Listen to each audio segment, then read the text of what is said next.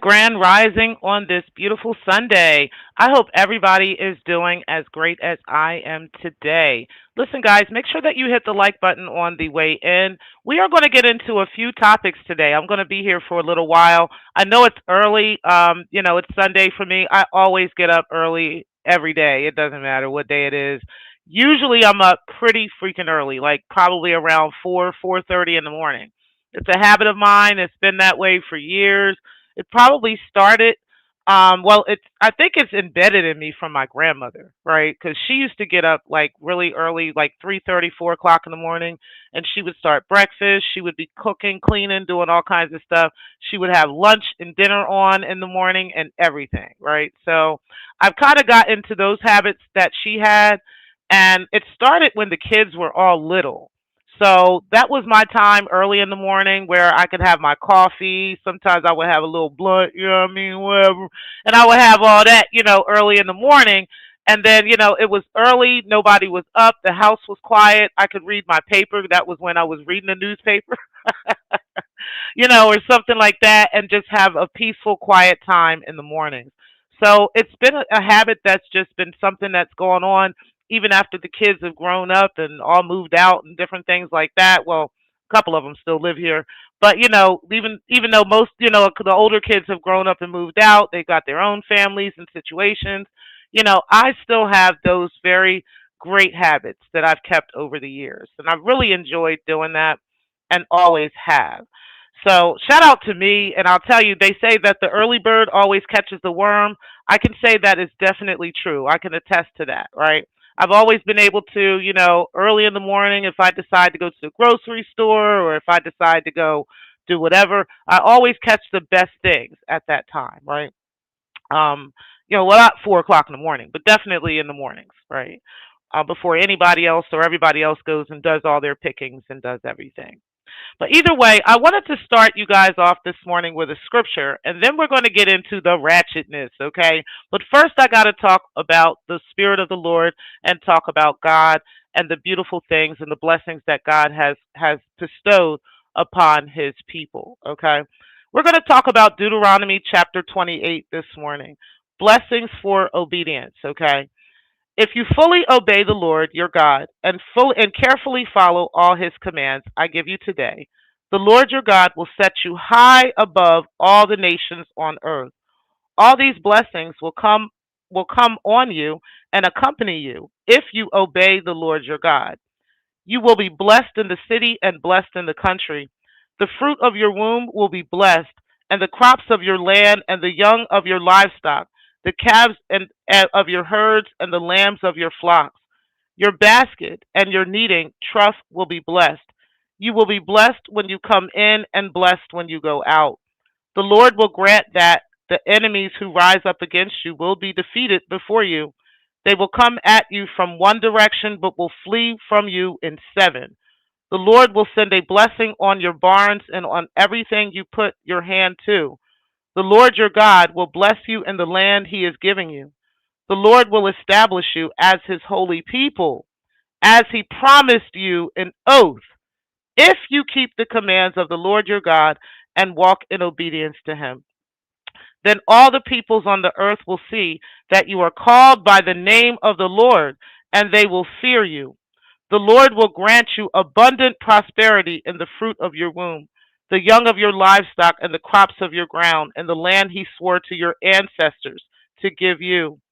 The Lord will open the heavens, the storehouse of his bounty, to send rain on the land in season, and to bless all the work of your hands. You will lend to many nations, but will borrow from none. The Lord will make you the head, not the tail. If you pay attention to the commands of the Lord your God that I give you this day and carefully follow them, you will always be at the top, never at the bottom. Do not turn aside from any of the commands I give you today to the right or to the left, following other gods and serving them. And the continuance of Deuteronomy is the curses for disobedience, which speaks of the time that God had spoken to Abraham, or prior, had spoken to Abraham and had told him what his descendants would deal with, what his descendants would go through, and what would be their future. So that's a past tense, and it's a present tense of what we experience daily. And then what we just read is now the future tense of God's people. Amen to the word of the Lord this morning. All right, let's go ahead and get into it, y'all. Hey, Shakim, I appreciate you being in the building, brother. You said good morning. Damu, I appreciate you being in the building as well. Shout out to you, Shakim, because I know that word touched you, right? Because when we were Jehovah's Witnesses, they didn't tell us that, the 144,000, right? That the 144,000 was, the children of Israel, right? Were God's children. They didn't talk about that. They didn't go into depth of that, right? There were all these people. I remember black people in particular partaking in the Lord's meal on Memorial Day when I was a kid, right? I remember seeing a couple of white people, but there were mostly black people that were doing this. And I think that I understand now that they really understood who they actually were, right? And a lot of them just they went on to on to glory now. But at the end of the day, they knew who they were, right? But it's amazing to come back and listen to some of those conversations and to think about some of those times, right? And some of the things that we discussed during those times, and how they were able to twist those scriptures into what they wanted it to be, right?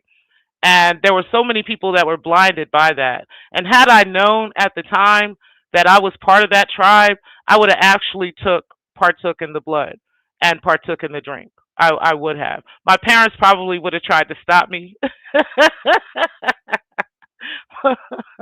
But if I knew, man, I'm telling you, I would have definitely been the one to be in there doing that. What's up, Black Pearl? Appreciate you being in the building. You said good morning, Miss T Pre and chat.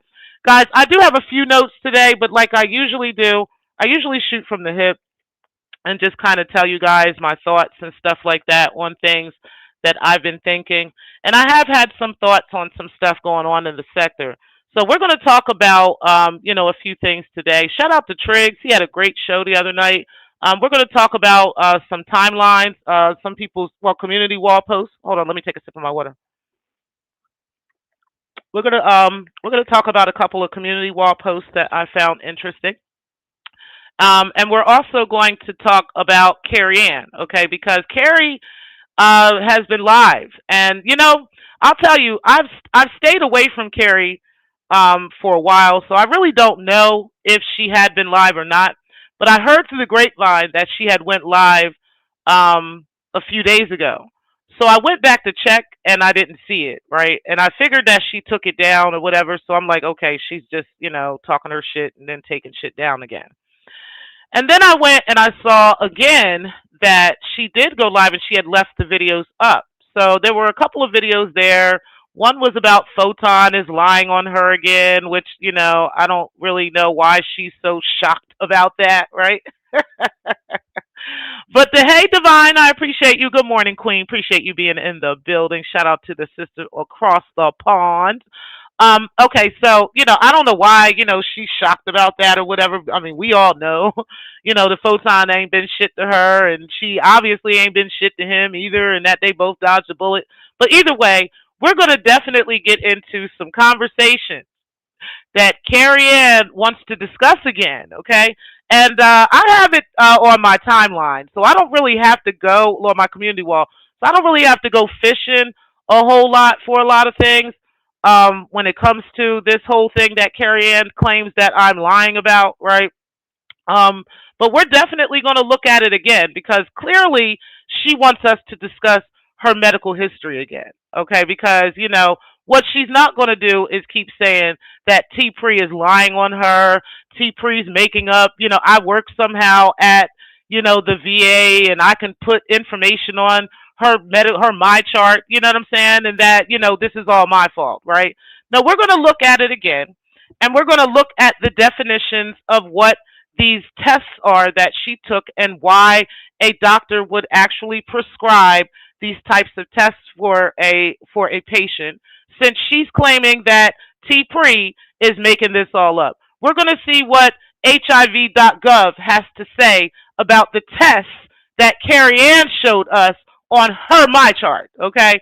Since T Pre is lying. And then again, we're going to challenge Carrie because today I'm going to reset the time frame for her because the timeline for defamation is 2 years. Okay, so we're going to reset the timeline again for Carrie to go ahead and take my ass to court since I am such a liar about her medical and my chart. Okay, we'll see because she got all this money, y'all, right?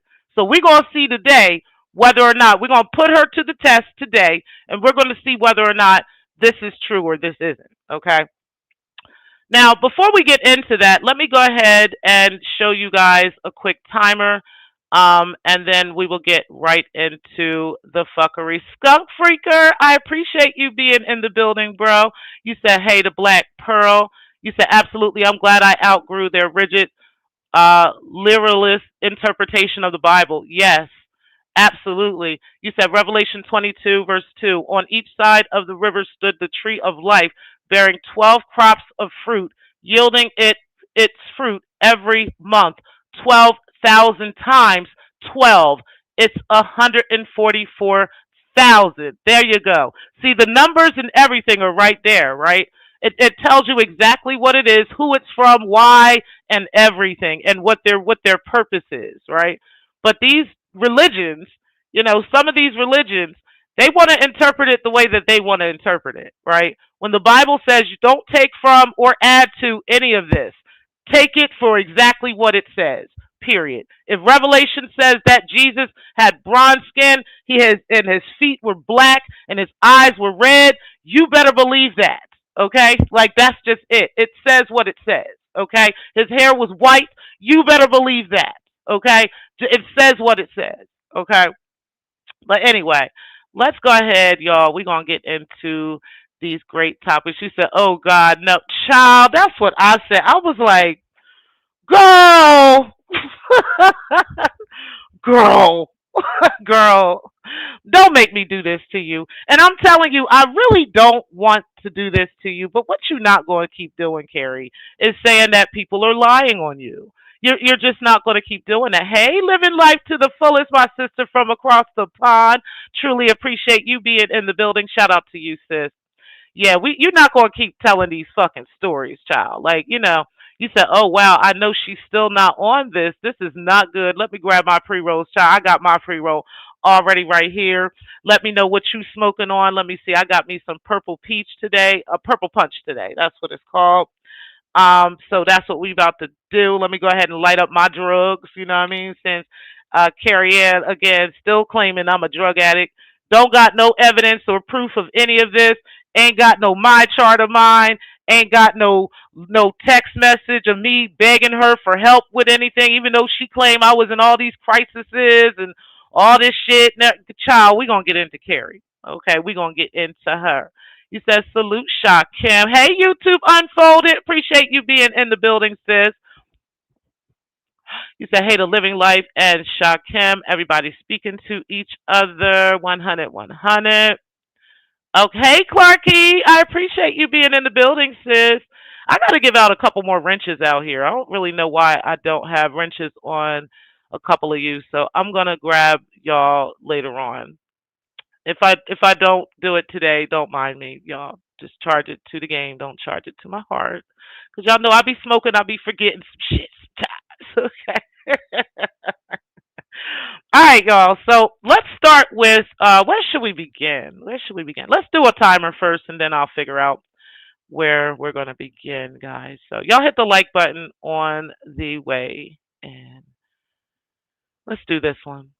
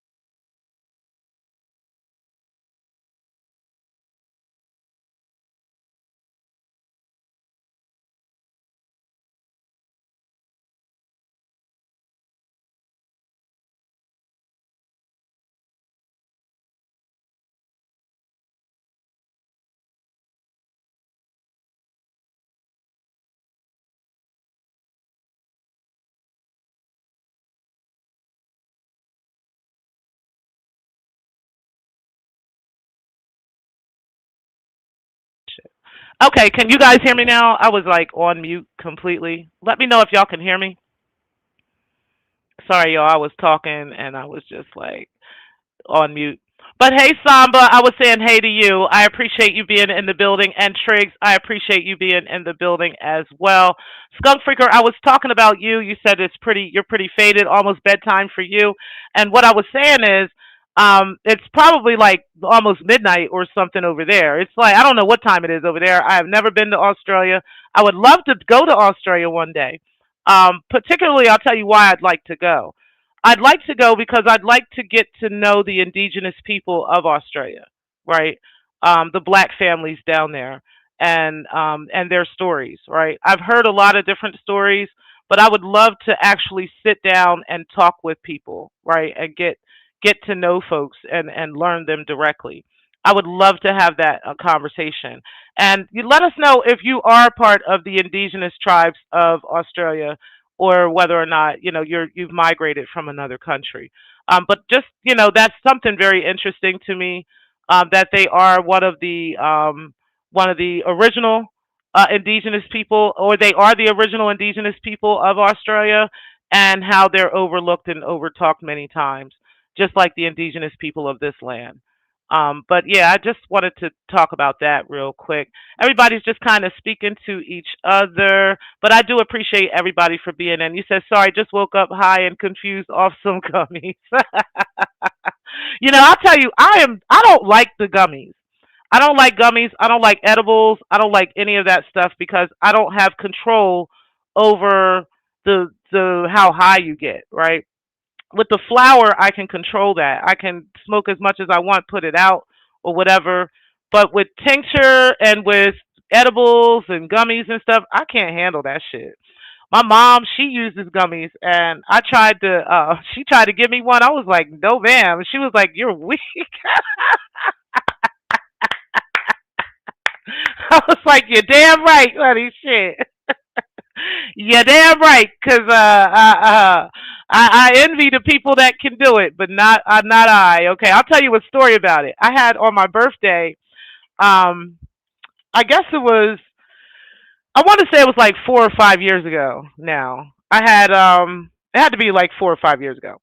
I had this cake, and a person that I know that makes the edibles. She had made me a cake. She had made me a strawberry cake because I love strawberries. I love strawberry cake.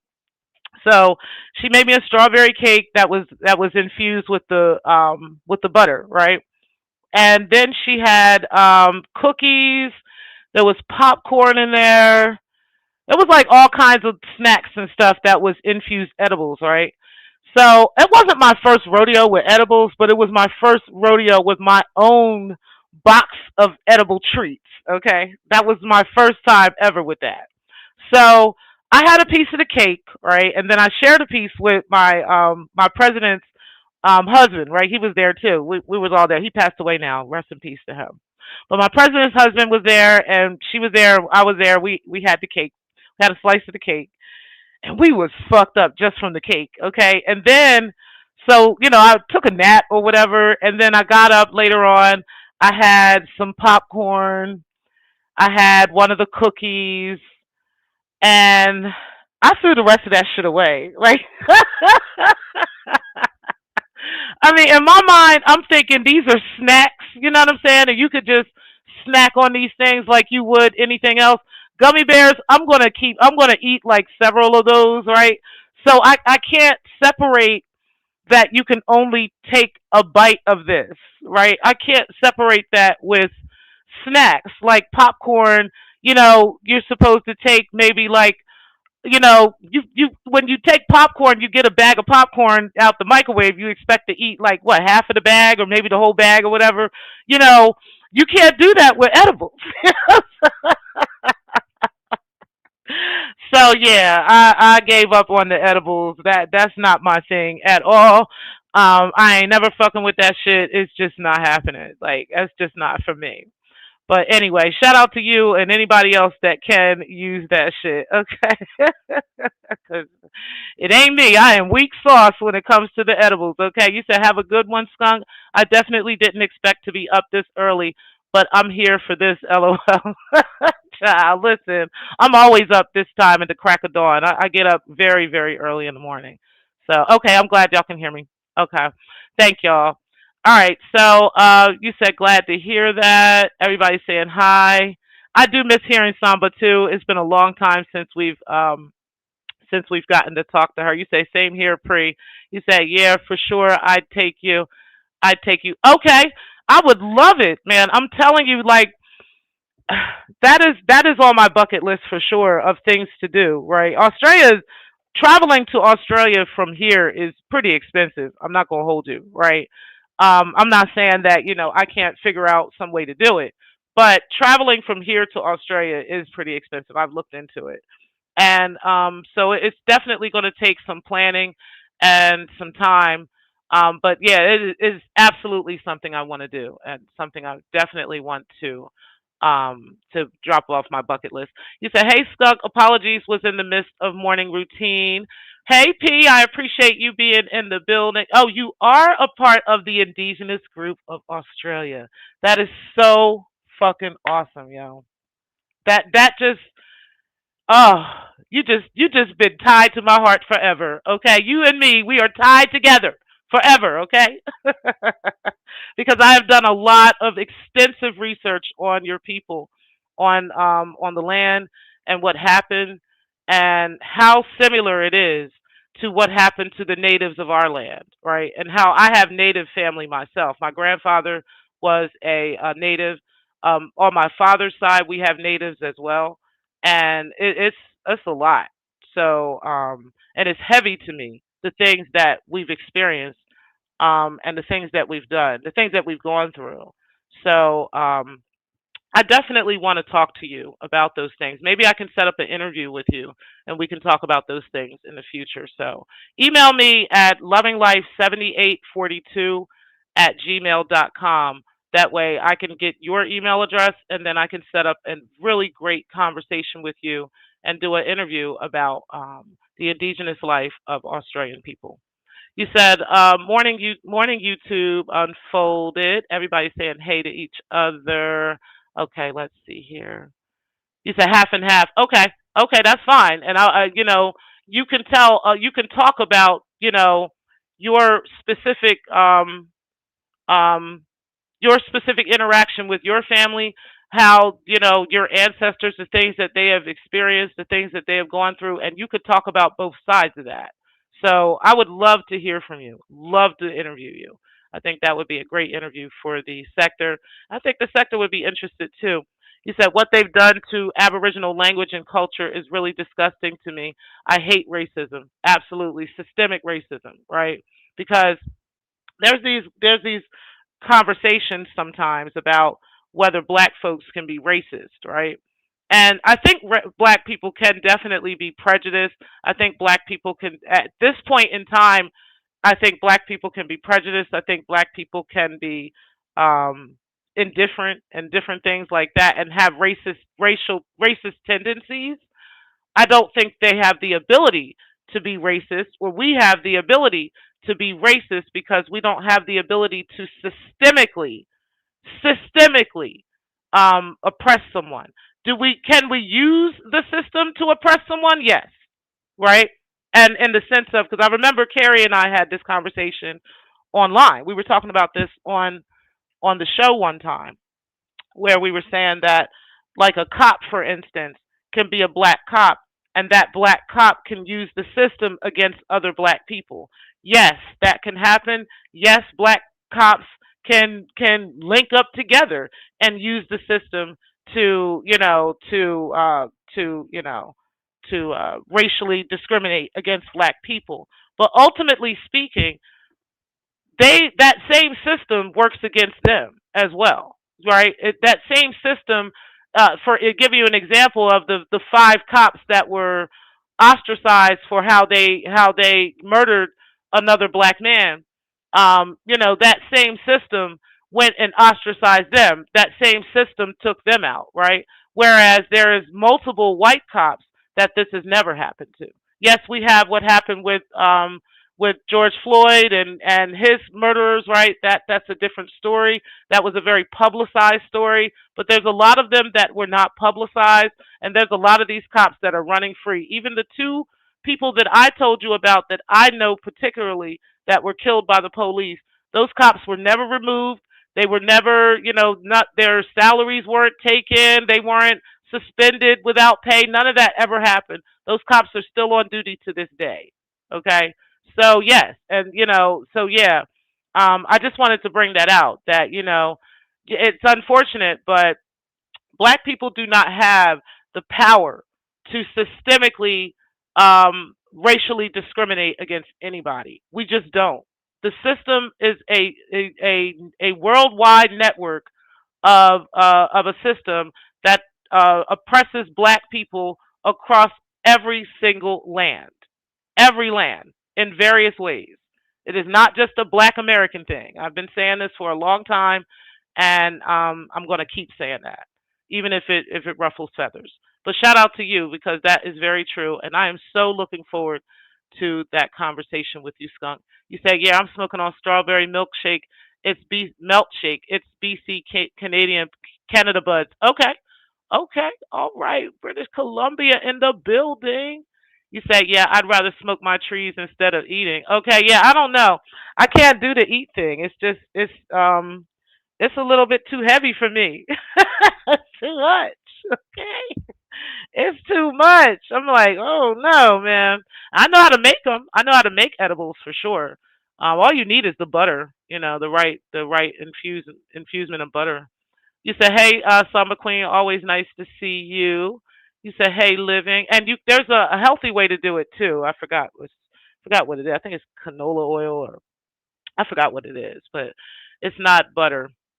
Um, but anyway, hey Lorna, I appreciate you being in the building, sister from Canada, British Columbia. You said plus JD and dry, lots of ice. Edibles don't do ish to me. Man, edibles be having me sleep. Okay. You say you got to try weed butter with some pan seared salmon and honey. It's amazing. You got to try weed butter with some fried chicken. That's very good too. Okay.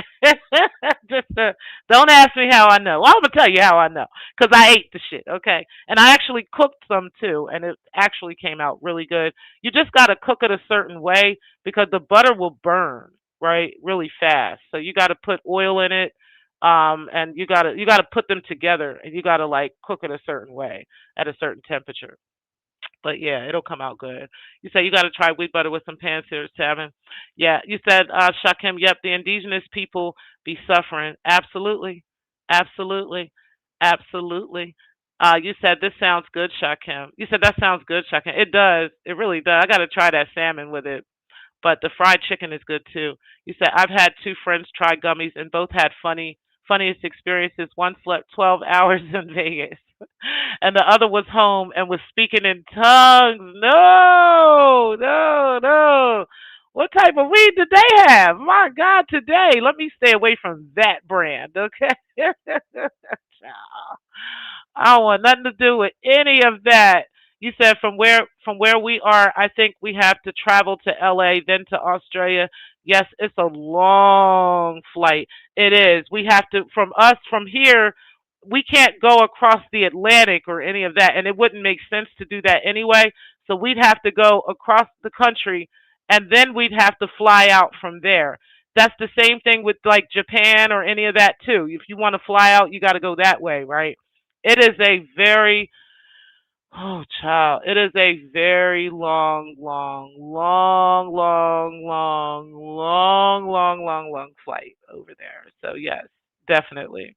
You said Clark, good morning. You said that would be great, T Pre and Skunk. Yeah, I would love to have that conversation with him. So I'm definitely going um to set that up. You said the Tyree Nichols case comes to mind. Yeah, you said that's the one I was talking about with the where all the men, the five cops that killed Tyree Nichols, right? But that same system is being used against them. You know what I'm saying? They're locked up. They're in jail, right, for life. And God knows what else is going to happen to them while they're in there. But very few white cops that happens to. The ones that actually partake in this behavior.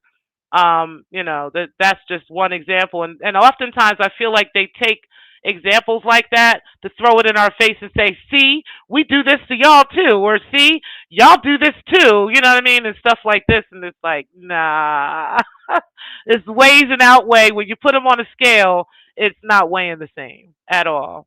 You said a lot of the white cops got moved to a different precinct while the black cops were stripped of their jobs. Exactly. Exactly. So the systematic part of the oppression is not the same, right? Like yes, like again, yes, black people can be used as a part of the oppression, but they don't have any power over that oppression whatsoever because that same oppression will be used against them, their kids, their mothers, their fathers, their brothers, their sisters, their ancestors, everything. It just is what it is. You said Clark, yep, long flight, better stop off at Hawaii, get jet lag as a mug. Yeah, that would be the thing, like to stop halfway and kind of see the sights there and then keep going. That's why I said that's a very long flight. It's a very expensive trip too. And child, I ain't got it right now. Okay, I ain't got it right now.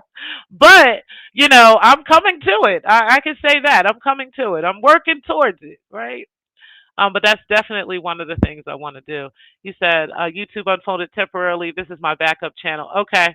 You said Skunk. Yeah, I have met and have a few friends from Aussie. Okay, cool.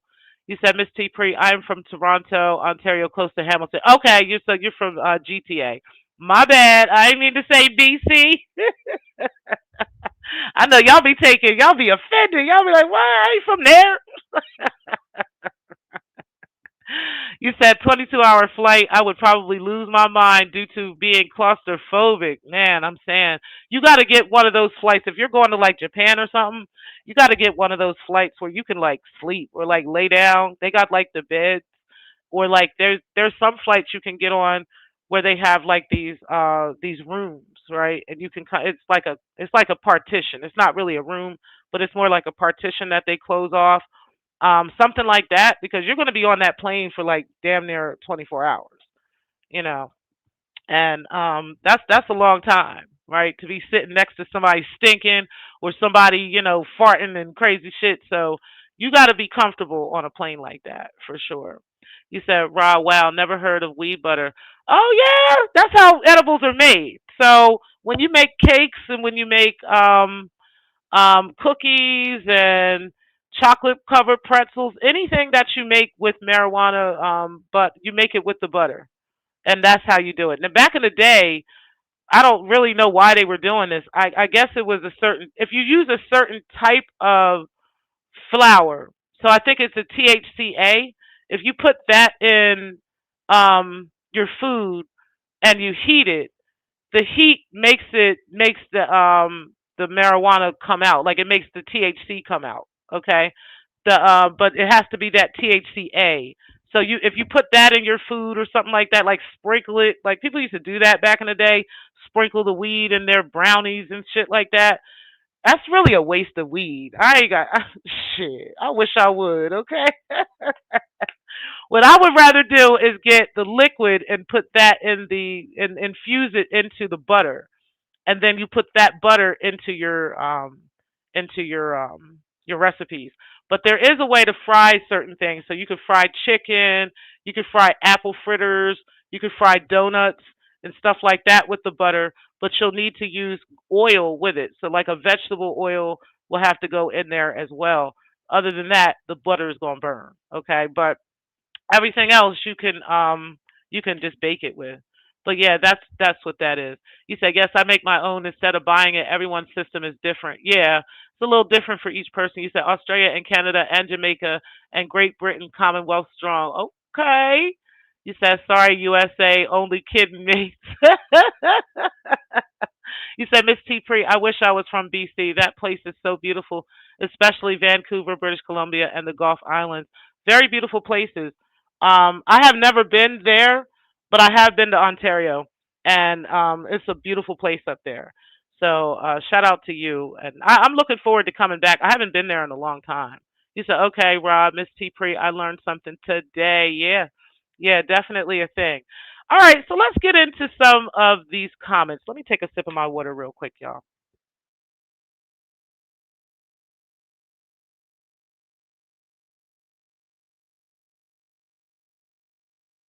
Okay, so let's get into my thoughts today. I want to first look at shout out to V to V. She had a comment on her comment section that I actually shared because I thought I find what's going on today in this sector just wild and crazy. Okay, like these people be out of their minds. Okay, and sometimes they got to be redirected. I'm sorry, can y'all hear me? Put a one in the chat if. Oh yeah, I can see myself moving. Y'all don't have to put a one in the chat. Okay, so anyway, I find it crazy that these people literally act like they just forgot completely about what they've been doing, why they've been doing this, and all this other stuff. And sometimes you need to pop out and just remind these people of the things that they have said. and the reasons that they have given for why they're doing what they're doing, right? I'm talking pulling up people's information, passing people's information behind the scenes, claiming that other people are telling them things that, when they were saying that money to burn was involved in stuff and all these things. Shout out to her and rest in peace to my sis, right? Money to burn. But while they were putting her in stuff, and there's just all kinds of stuff that's been just going on out here, right?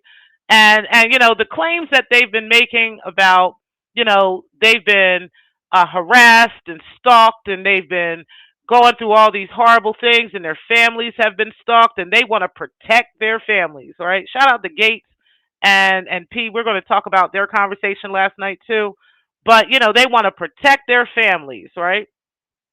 And just to get up to the plate, right?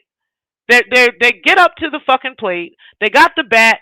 The ball is coming, and they swing, and they fucking miss, right? They literally just miss. Matter of fact, they just put the baseball bat down and just walked the fuck away. Like they didn't even try to hit the ball. They didn't even try to throw the ball back. They didn't do anything with that ball. They just completely curved the ball and just walked completely away from the situation, right? So we all looking like, what? You know what I'm saying? And it's like, okay, you had the opportunity at that moment, Kip, to finally, show and tell. After running to the police, after going all these places, pulling people's, criminal history, pulling up people's, all the information that where they live, where their kids are, where they work, all this other stuff, just to not do anything. All while you're claiming you're being harassed and stalked, right? To literally do nothing at all. I find that shit hilarious, right? And so sometimes people got to pop out and remind your dumbass of how stupid this shit is, because I think you be forgetting, you know? I think you honestly do be forgetting sometimes what you actually say and the things that you've actually done. So shout out to Vita because she says, y'all be having everyone's legal documents but your own. I find it funny that y'all pulled that document up the same day. Ink still hot off the press. But when we ask about them charges, right? Crickets in this bullshit, right? Interesting dodging and deflecting questions like y'all was Floyd Mayweather. Ain't that a bitch? Y'all wanted me and Stephanie Collins and Raw B to explain Kip's criminal background, right? That pulls up on multiple reports with his information attached to it, right? Where he lives, where his businesses are, where he has lived, his other criminal past. Nothing from his son's criminal history matches anything on this man's criminal record. We're going to talk about that.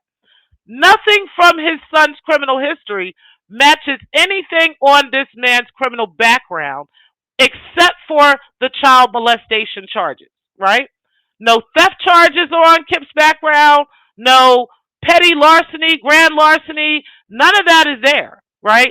Nothing about endangering the welfare of a child is there, right? There's so many other charges that Kip Jr., right, has on his record that is somehow not connected to Kip Sr.'s record, right?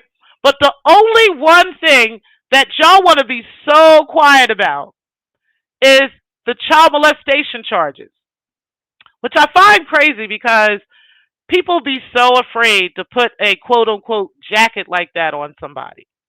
And I agree with that, right? I actually know somebody that happened to where they got accused of such a charge, such a thing, and it turned out years later that it was somebody else. Okay? And this person had been saying the whole time that it wasn't them, and it turns out they were right. It wasn't them. DNA evidence proved that it was somebody else. Okay? This person had spent time in prison and everything. So I completely understand the side of not putting a charge like this on somebody without evidence, right? The only problem is this is on his record, okay? This is not something I made up. This is not something I even knew about at first, right? I heard about it on here. I went and did my own independent research on it, and this is the conclusion that I came to. However, I never went and elaborated on any of it because I don't know, right? I honestly don't know. I don't know what happened. I don't I haven't talked to the victims. I don't work at the courts. I'm not the judge. I'm not the jury. I have no idea what happened. All I know is what's on his record, and it's on multiple reports from multiple sources, including the courts themselves, right? So y'all wanted to deflect from that. Some of y'all got super quiet, even make a change, right? Very quiet, had nothing to say, don't want to say anything, and that's your right. You're entitled to that. You don't have to elaborate on that, right? But you absolutely wanted to deflect from that situation. And then as soon as you found out that this TPO had been dropped, now y'all want to talk again. Y'all back outside. Y'all want to scream and holler, have parties, all this stuff, right? Very interesting how y'all literally wanted to dodge those Kip charges and convictions like Floyd Mayweather, right? Like y'all was fighting Floyd Mayweather, right? Y'all was and continue saying he's harassing y'all. Should have galloped up and carpooled y'all ass up to the courthouse and got him prohibited, right? Because that was what you said, Kip. You've been telling the sector for months now. Yes, hold on. You said, "Hi, Ebony Queen. Can I be your Jewish snow puppy?" No. No. But okay. Welcome to the show. I do got some heavy fucking moderators in the chat. They might whoop your ass for talking shit. But yeah, no, you can't. Okay, but shout out to you. Hold on, let me go back to the chat because I've seen somebody else. Hey, we on lock. I appreciate you being in the building, bro. You said yes, they always want to change history, right? It don't make no sense out here. You said I'm getting real sick of them for real. I'm just always sick of them, child. You said I love watching Vita gather folks. Okay, I love watching her get people together too. Just saying. Okay. So anyway, she said y'all should have galloped up and carpooled y'all ass up to the courthouse and got him prohibited, right? Because y'all, like you said, keeping it plain, you will not stop. You are not going to rest until he's in jail. And when you were asked about it, when you were pressed about why, your reason was your family is being harassed, your family is being stalked. That is what you said, right? And because your family is being stalked and harassed, you are going to protect your family. And so you are going after Triggs, you're going after drama, and you're not going to stop until they're in jail. That was what you said to us. So everybody has been waiting for you to show and tell with that. Okay? Everybody has literally been waiting for you to show and tell with that. So what I'm going to do is ban you because you're trying to put, it seems like you're trying to put specific words in my chat to get shit shut down, to get me flagged, right? These kinds of things. So you the fuck up out of here. Anyway, that was for Wolf Slumbers, y'all. I got rid of that person.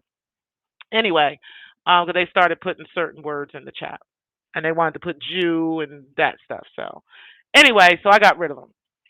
So anyway, Kip, here's my thing, right? You said Kip doing this for cool points on YouTube because he's a coward in real life. And it don't make no fucking sense that some grown-ass 56-year-old man is trying to look for clout from y'all. Like, I don't really understand this, right? I don't get it. I don't get it. I guess people who, have a real life don't care about this kind of thing. But he really obviously does not. It's clear he doesn't have much of a life, right? If this is the kind of stuff that he's doing. But either way, let's get back into what Vita said because, like I said, you've been out here trying to convince us that this is your reason for why you were going after him. But then when you had the opportunity to actually show up in court and actually do something about it, you did nothing. Like you literally sat on your hands and did absolutely nothing about it. That is wild to me. That is fucking wild to me. And then for you to sit here now and to cry and complain that he took you to court It's like, what? Okay. Anywho, and he's on probation, right? Y'all claim he's on probation. He's, doing all these things. He's committing all these crimes, but y'all haven't done anything yet about it. All y'all keep doing is getting on Photon's raggedy ass show where he's got to buy views and likes for you to just fucking talk about this shit. Like, that's all you're doing. That's literally all you're doing. Because I know 1,000 people don't give a fuck about this shit. I know they don't. I know they don't.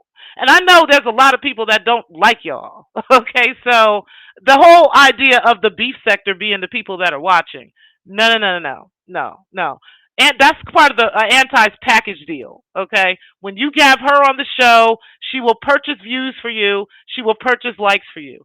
Shout out to Smoke God for letting us know that, because that's what she does. Okay, and she's been doing that for years with people. It's called the Anti-Fraud Warrior package deal. Okay, that's what the fuck you got going on over there.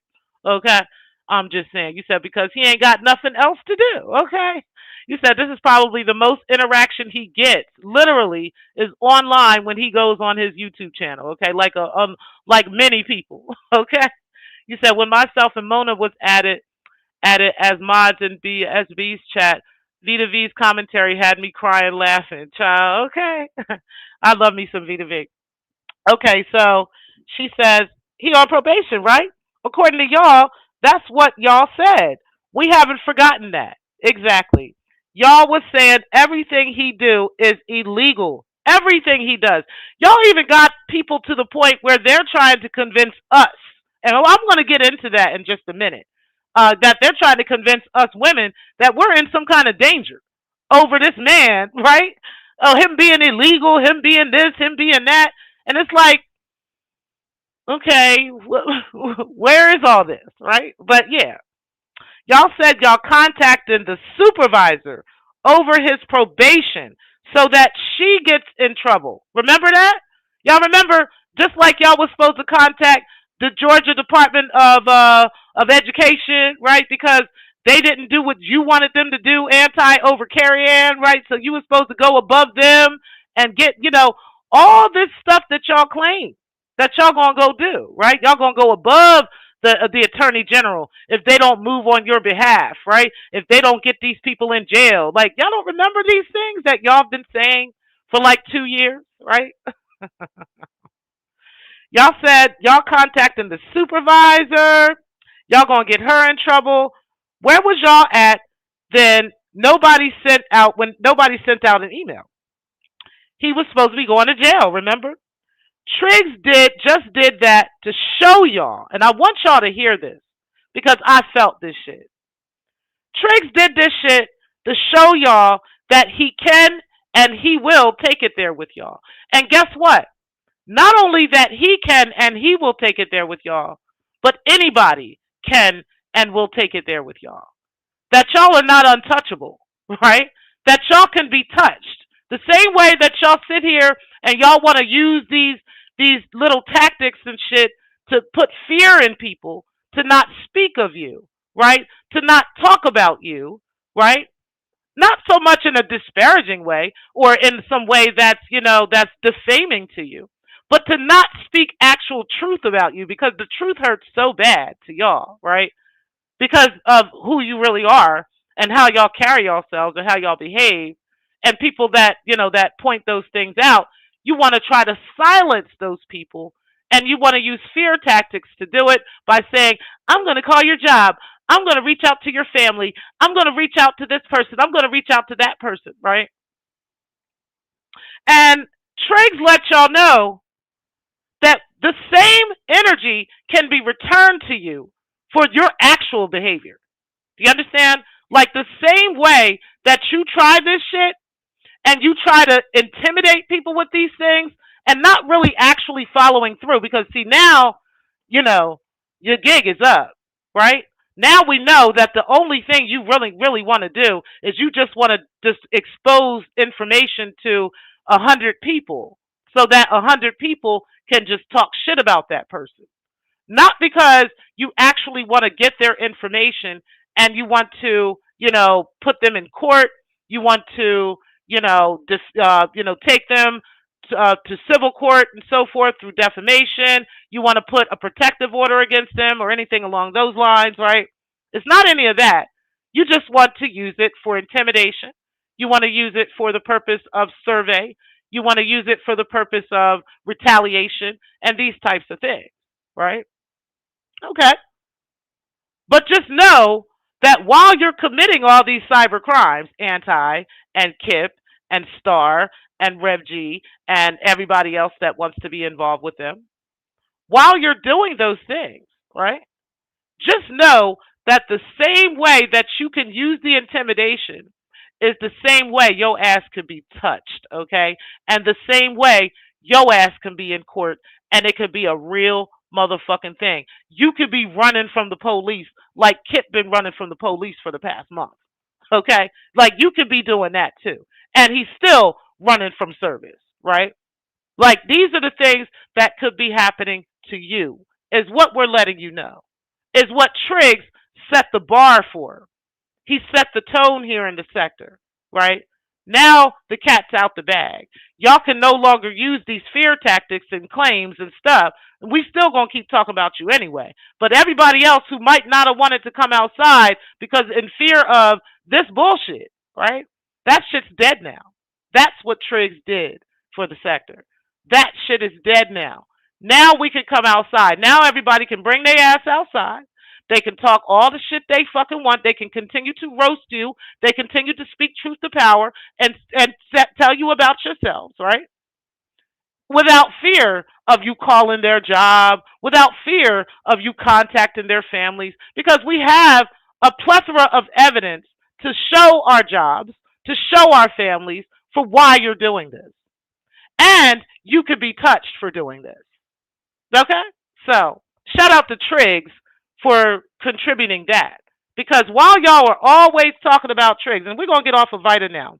Well, let me finish reading it and then I'll go into that. She said, Triggs did just that to show y'all that he will take it there if need be. Y'all was all mouth at the end of the fucking day. Everyone involved, stay the hell out of them folks' courthouse up wasting them people's motherfucking time. That's a fact, okay? But it brings me to kind of the next thing I wanted to discuss, right? Because I saw that there was, some comments made or in and around the sector of men who have issues with Triggs. And here's what I'm going to say about it, right? I don't want to take sides with these men. I think the men have done a great job. Excuse me for a second. I'm going to drink some water. I think that the men, for the most part, have done a great job. From about 99% of the men have done a really great job in not involving themselves in beefs that I have, right, with women. So I've had beef with Carrie. That was the most recent beef I've had. And the men have done a really great job in supporting both of us, right? They support her, they support me. There's some men who just don't like her, you know what I'm saying? And they've supported me more. There's some men who don't like me and they've supported her more, right? I don't really know of any, but either way, both on both sides, the men have done a pretty good job in staying out of it for the most part. Okay, and so I want to do the same. I want to reciprocate that. If you men are going through some things, I don't want to be jumping in it and taking sides and saying this and saying that and the other. But when the women are pushed into it, right? Because that's one thing that I could give Carrie props for with me and her. We're gonna get into our little issue in a minute. But one thing I can give her props for is I didn't see her trying to like garner men in her corner, right, to try to come at me. Just like I didn't do that, right? I didn't try to garner men in my corner to come at her, right? Me and her, it was authentic. My issue with her, it was a back and forth. The same thing went on, back and forth with her. It was her issue with me. She wasn't trying to garner anybody to help her, and I wasn't doing the same. So I can respect that. What I can't respect is when we've got the men who are mentioning the women, right? And saying things based off of whatever you think your observation is. And I think that's what my biggest problem is here. I don't have an issue with people having their opinions and stuff like that. You're welcome to do that. You're welcome to have an observation. And oftentimes you get an observation based off of, things that you think you're seeing, right? Things that may, things that you might hold on. You said I think about those quote unquote men. They writing about me and chatting about me all the time. Triggers, child. You said damn another one. LOL. So limited. Okay. So anyway, let me get out of the chat. So oftentimes I just try to stay out of y'all shit, right? But like I said, when the women are kind of pulled into it, it makes it hard to ignore, right? It makes it kind of difficult to ignore that. So y'all might have issues with Triggs and might think he's a liar and might think he ain't shit and all this whatever, right? And you're allowed to think that. I have my thoughts on people in the sector too, right? But I don't know how many times I have to stress this. And I feel like this happened because of the nature of what Kip had been trying to do for the past couple of years, right? Kip had been pushing this whole narrative that Triggs is doing all these god awful things behind the scenes. He's pulling people's information up behind the scenes. He's passing people's information around behind the scenes, and all these horrible things that this god awful monster is doing, right?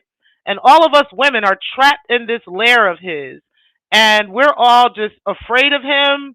And because some of us live in Europe, some of us live in Canada, some of us live thousands of miles away from this guy, right? But we're all trapped in this internet layer together of fear of this person that none of us have ever seen, right? None of us have ever touched, have ever talked to, have ever went on a date with, have ever touched, kissed, nothing. We have done nothing with this man, right? But we have all this fear of a man who we don't know, right? We know him online. Some people are closer to him than others. Some may have conversations with him behind the scenes. Some may not, right? But either way, I don't understand this cloud that you guys keep putting over the women because of your issue with him, right? Whatever your issue is with this man, we're welcome to have that, right? You're also welcome to have your own observations of things. But it starts to become really redundant and it starts to be very insulting. And I said this a couple weeks ago how insulting it is that us intelligent women who have relationships, some of us are married, some of us have, we have long term relationships, some of us have grandchildren, some of us have children in college, some of us have grown children, some of us have small children, some of us have special needs children. There's so many different scenarios and situations and circumstances that surround the different women of this sector that it's insulting to put us all in one category, right? And then to say that because of our fear of this man, this is why we're not quote unquote pushing back at him or giving always jumping on him about something. And I'll be honest with you, I'm confused, and I've asked y'all a couple of times. I remember asking Gates in particular while him and Speak was on the panel. I remember asking in particular, like, what is it that I need to be upset about, right? Like, can you point me in the direction of what it is that I need to pinpoint and say, okay, this is what you've done, and I need to hold you to account for this, right? And nobody ever comes up with anything. They always come up with these vague stories. Like one of them was he worked for Tyler Perry, right? And I was just like, okay, I know plenty of people that's worked at Tyler Perry Studios, from dumping trash to cleaning offices to actually doing acting. You know what I'm saying? Like, what are you talking about, right? This ain't that hard to, work for Tyler Perry Studios, right? So, okay, that's fine. But, so now then you come up with something new and it's nothing that concerns me. You know what I'm saying? Like child support and owing child support and these kinds of things. I would like to talk about that in particular for a second, and then we'll get on to the rest of this. This whole child support idea to begin with in America, I don't know about other countries and how this works, but this whole idea of child support in the United States is a crock of shit to begin with. Okay. Number one, most families who are collecting child support are not collecting even enough money to cover the expenses of their children. Okay. They're just not. Okay. And if that parent was living in the same household with the custodial parent, they would be putting out a lot more money than they're actually putting out. So the whole idea of child support and having it in place to begin with is a form of oppression to begin with. Okay. Most fathers who are paying child support are already still taking care of their children. They're still actively involved in their children's lives, right? So forth and so on. And then also, if there is a support obligation that was in place, and I just want to say this, just giving an example. If there was a child support obligation in place for that child between the mother and the father, and then at some point the child goes and lives with the father, that child support obligation to the mother doesn't go anywhere. It's still going to be there, right? He still owes that money. It doesn't just go away. If there's an arrearage, if there's something that's still owed, that still has to be paid, right? And there's different reasons why that might happen. There could be all kinds of reasons why there could be arrearage there. That's not our business. That's not our concern. Just like, honestly, it's not our concern of anybody else's background, right? But again, if you want to start coming out here pulling up people's backgrounds, then you got to be willing to take what comes with that.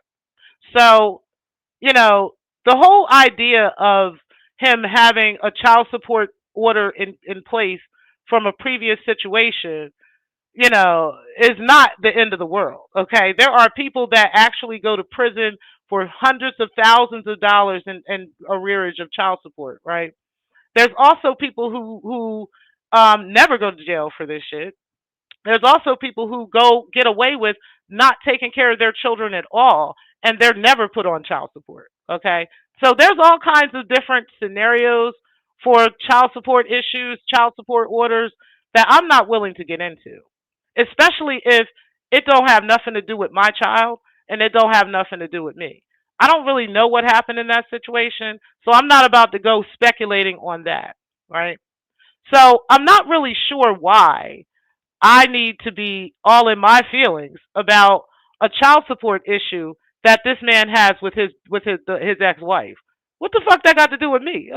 I don't really understand. Even if I was her sister, that still wouldn't have anything to do with me. Even if I was her mother, okay, that still wouldn't have anything to do with me. I might be a little bit more concerned about it if I was her mother, right? Because then I might have to be coming out of pocket for a parent who might have been absent, right? If that was actually the case. But if that's not even the case, and there's just a child support case out there because the mom signed up for food stamps one day, or the mom signed up for Medicaid one day, right? And now there's a child support order in place that the father wasn't even aware of, or something like that. That might not. That's a very different scenario, and there's so many circumstances and scenarios surrounding that I'm not willing to get into that and have something to say. I don't care. I don't, right? For the same reason, Carrie Ann, that we didn't care when they pulled up this TPO that his baby mom allegedly put on him for choking, right? And all this other bullshit, right? That we never saw any results of. We never saw what the outcome was. From what I've understood, it was dismissed. But that's all we know, right? We don't know what happened. We don't know anything. We don't know the circumstances. And I'm not about to jump on some man about something I don't know about. Just like you didn't want to do that, Carrie, right? But now all of a sudden you think we supposed to jump on this man, Carrie, about his child support issues. Like, girl,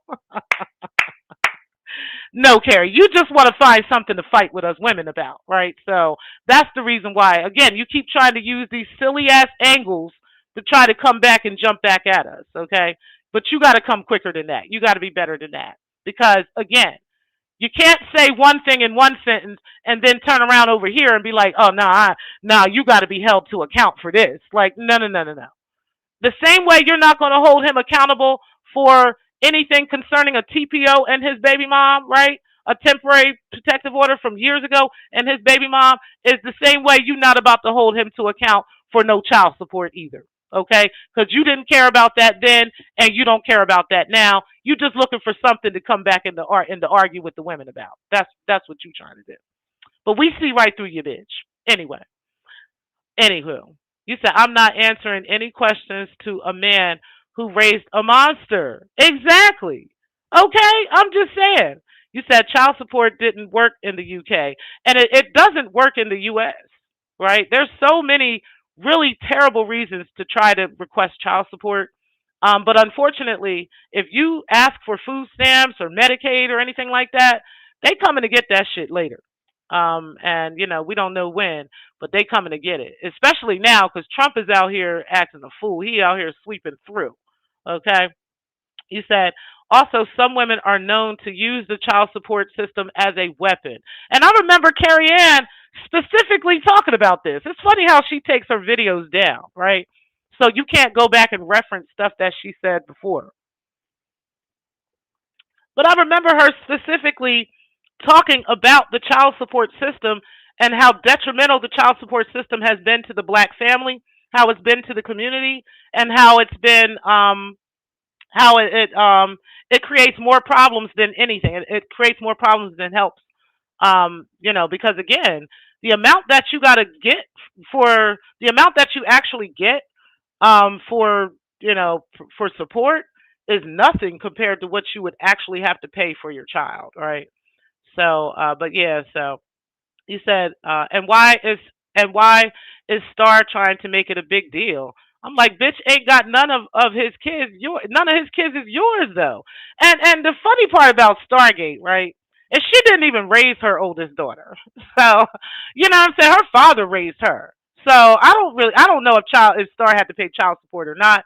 I'm sure she did, right? But my thing is don't try to act like you don't understand the child support system and how that system is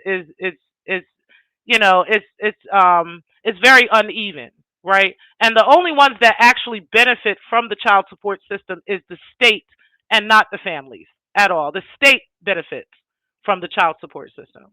You said she got her own shit to worry about. She needs to go take care of herself. The fuck out of here, okay? I'm just saying. You said, beautiful Bernice, exactly, T. Pre, please, okay? You said, so-called educated child, please lay down, okay? You said, my son's mom put me on child support because I got married, not because I didn't take care of them. Exactly. I know a woman who put the father of her kids on child support. He had went to prison. Um, he had went to prison for some crazy shit. I ain't gonna hold you. He did go to prison for some crazy shit. She had him on arrears child support for all 10 years while he was in prison. So by the time he got out of prison, he owes so much fucking money in child support that it was constantly keeping him back and forth in the fucking prison system, right? He couldn't keep up with these payments, trying to keep up with, trying to find a job, then get a, and I'm not saying that, what he deserves a great life or whatever, but when you pay your debt to society, you pay your debt to society, right? It is what it is. He didn't rape no kids or no crazy shit like that. So, he did some crazy shit, and he got out, but she had him on support, and he literally, I think he's now starting to get out of that because the kids are grown, but there's still like arrears on things, and it's like a constant battle of him constantly, because she was mad at him, and I know both of them. That's how I know that that was the reason. It wasn't because she took good care of the kids and stuff, but people have their reasons for doing shit, but she was angry at the father for, how, their relationship was. And so she kept him on child support all 10 of them years, man. Yes, she did. And there's mad arrears on that shit. Mad arrears. He said, too big, you see that bullshit? He said, damn, damn, damn, okay? He said, living life is crazy. He said, all these people worried about stuff that ain't got nothing to do with them. Ain't their lives are messed up, okay? Just saying. All right, so let's talk more about this whole thing on the Triggs thing, right?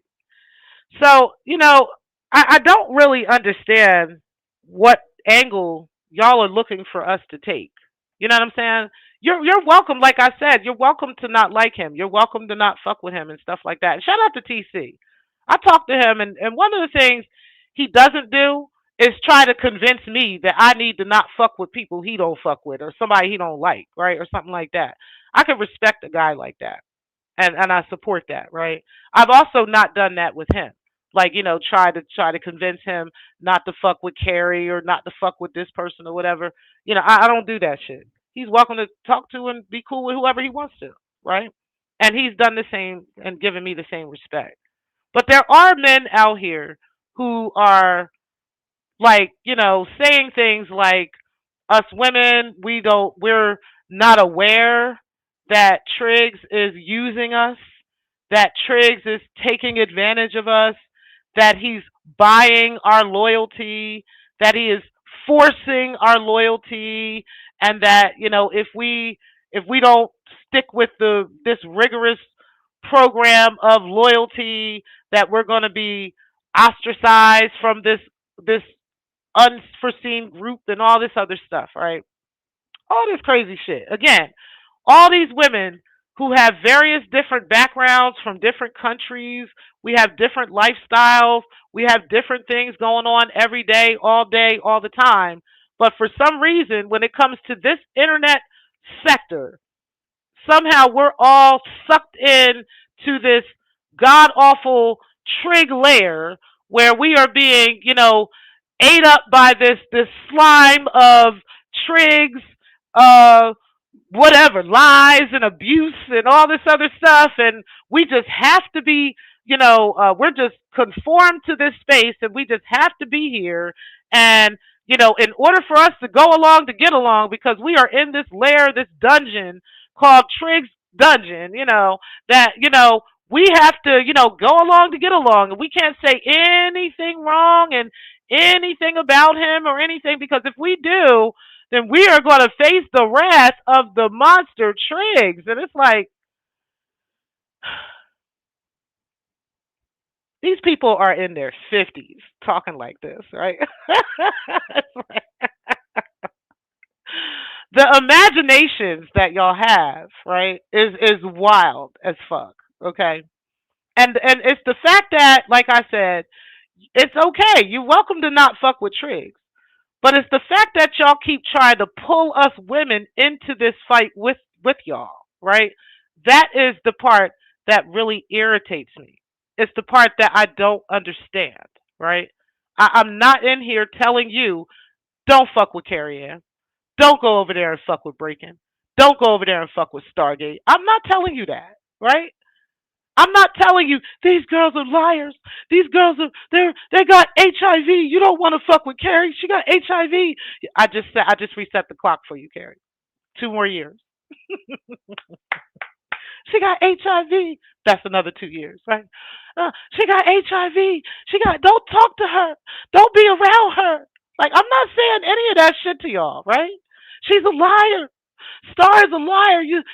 If you keep going and getting on a panel with Star, she's gonna get you in some kind of crazy trouble, and you're in trouble, and you're in danger. Like, just please fucking stop it, y'all. Do y'all even believe these stories that y'all be telling? Like, I don't think y'all even believe this shit. It's so crazy. It's so far fetched, and it's so insulting. It's so insulting to be telling 50-plus-year-old women that we are being controlled by a man we don't know, and we not sucking this man's dick. You understand what I'm talking about? Like, what are you talking about right now? Can you please, please, please, please, whatever you do, just please stop putting us in your shit. That's all I'm asking, right? Whatever you feel, you feel. I don't really much care. I don't be over there looking. I don't be over there with any of that, right? But please stop putting us women in it like, the only reason why we enjoy Trig's show is because we're afraid of him, right? Or because the only reason why we go over and we support Triggs is because we have a blind loyalty and we're being paid to be loyal. And we're afraid to go against the grain because if we go against the grain, we're going to stop being paid as if we've been paid, right? Number one, as if we don't have our own motherfucking money, number two, right? Like, as if we don't got a nigga that we can go to if we really need some money and we ain't got it, we can go to this nigga and get it, right? Like, I don't really understand why I don't get it. I don't get it. I really don't. And it's funny because not only is there support for the women that Triggs gives, but there's support for many men in the sector that Triggs gives as well. And y'all not saying this about the men. Y'all not saying that Damu and other people that come and support Triggs that they're in some type of cult, right?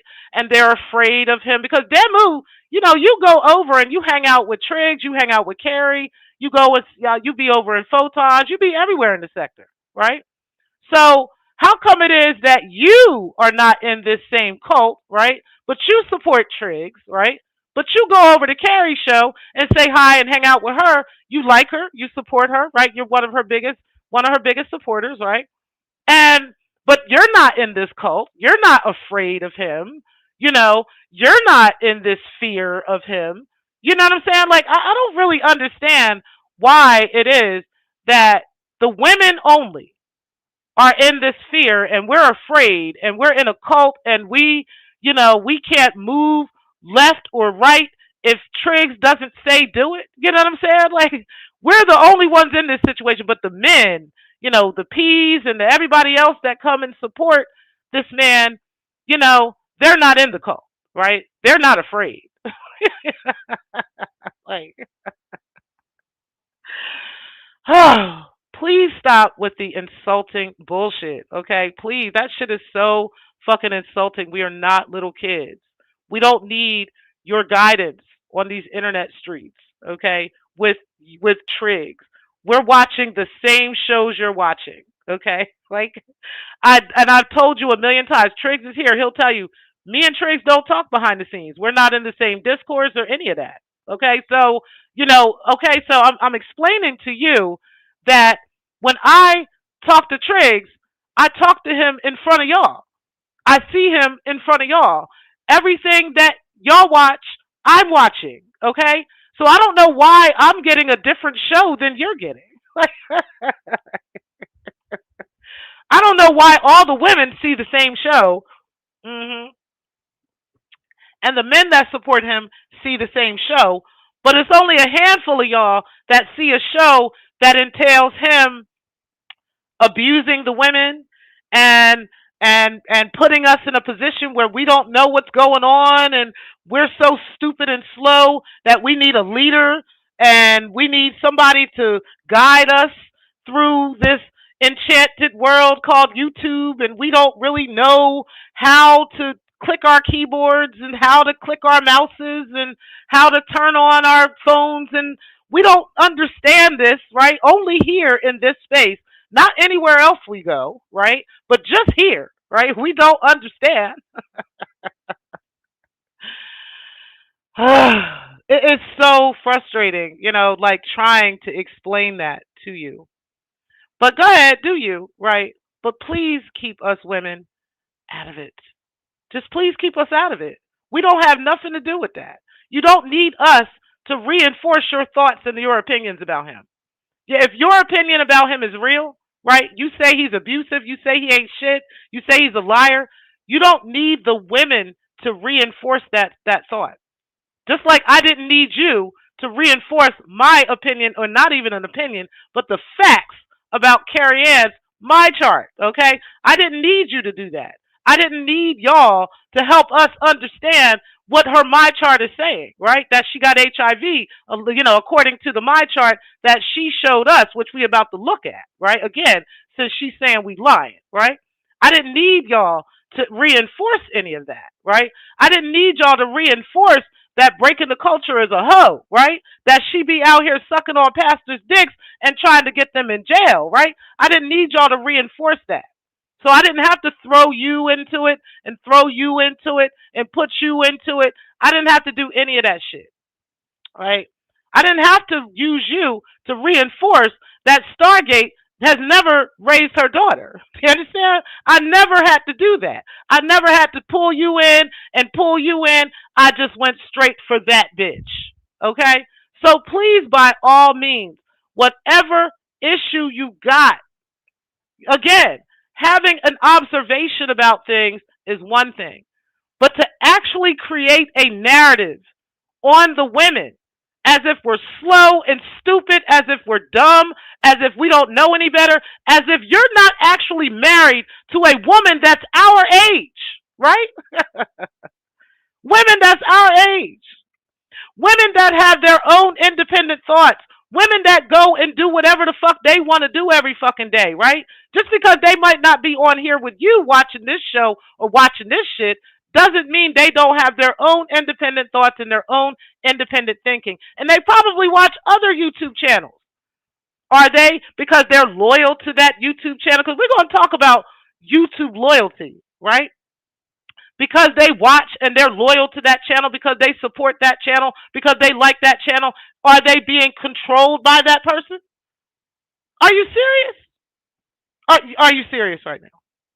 The beauty about Triggs, right, with this whole quote unquote loyalty thing that you guys are talking about, is most of the time when you see people talk about a loyal following, right, on YouTube, it usually entails somebody who's monetized, somebody who has, like, a lot more going on the channel. They're not taking videos down and stuff like that. They have a library of videos that they go back to, that they go into, that they look at, so forth and so on, right?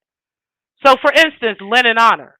Lennon Honor has a long, long, long, extended list of people who are loyal to his channel. No matter what you say about him, no matter what you do, these niggas come out of the woodwork to whoop people ass on the internet talking shit about Lennon Honor. Okay? That's what they do, because they are loyal and they actually follow him. The plainest Jane, she's one of my favorite content creators out here. She doesn't do much content anymore, but I still go back and watch a lot of, and also reference a lot of old videos that she has. But she has an actual loyal following of people, right? Let's think of some more. Armand Wiggins. Armand Wiggins is still out here doing his thing, right? I like him somewhat. He's okay. It's not everything I like about him, but I do like Armand for the most part, right? But either way, he has a loyal following of people, okay? There are people that just follow him no matter what. They're going to support him. They're going to fuck with him. They're going to like him, okay? It doesn't mean that he's buying their loyalty. It doesn't mean that Lennon is buying these people's loyalty, right?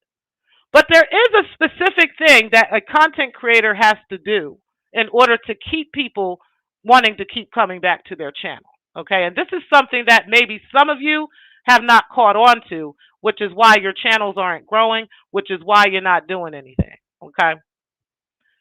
A person has to niche down in their channel, right? And in order to keep the audience that they have, okay? So there might be certain things that they have to do to cater to that audience, because this is what their audience wants to see. This is what their audience wants to hear, right? I can't get on here on this particular channel and talk about, for me, I like gardening, right? I could probably get on this channel and do gardening. Shout out to me and mine. She did that. She was able to take her channel in a completely different direction, but it took time and it took effort to actually do it, and it took consistency, right? To actually turn the channel in a different direction, where now she has a loyal following of people who she doesn't buy, but these are people who like her. They support her because she does and talks about what they like. Hello? This is why we support Triggs. And I say we. I think I can speak for everybody in this. This is why people support Triggs. It's not because he has to buy us and he has to make us follow him for some weird ass loyalty reason I don't really get, right? Because the bottom line is, we just don't like y'all niggas. Okay? I don't like y'all niggas. I don't like you AFWs. Bottom motherfucking line. It ain't got nothing to do with Triggs. I didn't like y'all before I even knew who Triggs was. Okay? I didn't need Triggs to help me know I don't like you motherfuckers. These are facts. I didn't even know who this nigga was when I found out that you niggas ain't shit. Okay? These are facts. So he doesn't need to buy anybody's loyalty, quote unquote, for anything. We just don't like y'all. That's just it. And y'all can't come to terms with that. Y'all can't come to terms with the fact that people don't fuck with you and people do fuck with him. Like, that's what it is. That is what you're mad about. You want us to walk away from somebody we like, somebody we support, just like we support any other content creators here on YouTube, right? We like this guy. We enjoy the content he creates. He creates content to support the people that support him. That is what a content creator does. Hello, ask any of them. I guarantee you, Lennon Honor is not going to go off the rails and start talking about waterfalls. Okay? He's not going to go off the rails and start talking about scientific research. Okay? He's not going to go off the rails and start talking about weather. Like, no, he's not. He's not going to become a Max Velocity, which is one of my favorite weather guys here on YouTube. Shout out to the YouTubers who do weather. Okay? Yeah. He's not going to become Max Velocity, okay? He's going to be Lennon Honor. Understand that. So Triggs is going to be Triggs. That is what he does. And we like it. We like it. We're not obligated to like it. We're not being paid to like it. We're not in fear of liking it. We just don't like you. And it's weird to me that any of y'all would even think for a second that any of us would be comfortable sitting in a chat room full of people who are not only lying on him, but are lying on all of us too. Day in and day out, all day, all night. We're not in fear of not wanting to be at Photon's show. What is wrong with you?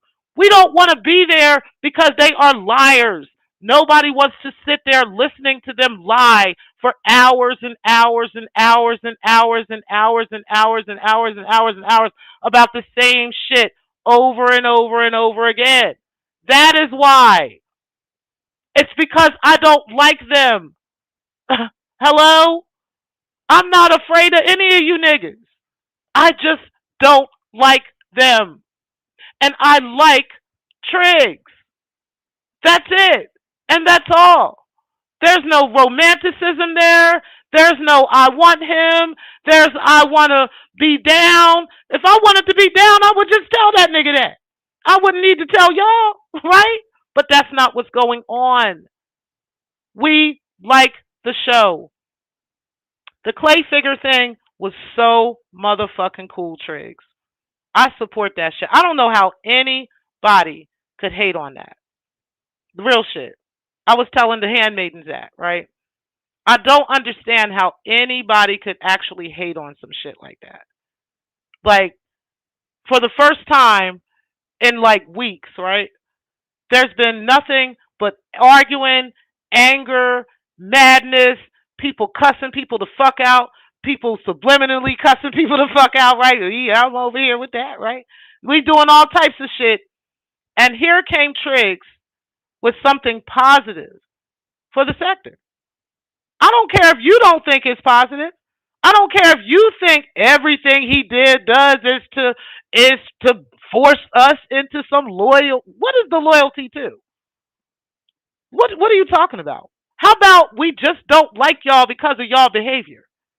Not because we're afraid that if we pretend that we don't, if we pretend to dislike or if we pretend to like you or whatever, if we pretend to like you, we're afraid that Triggs is going to come at us.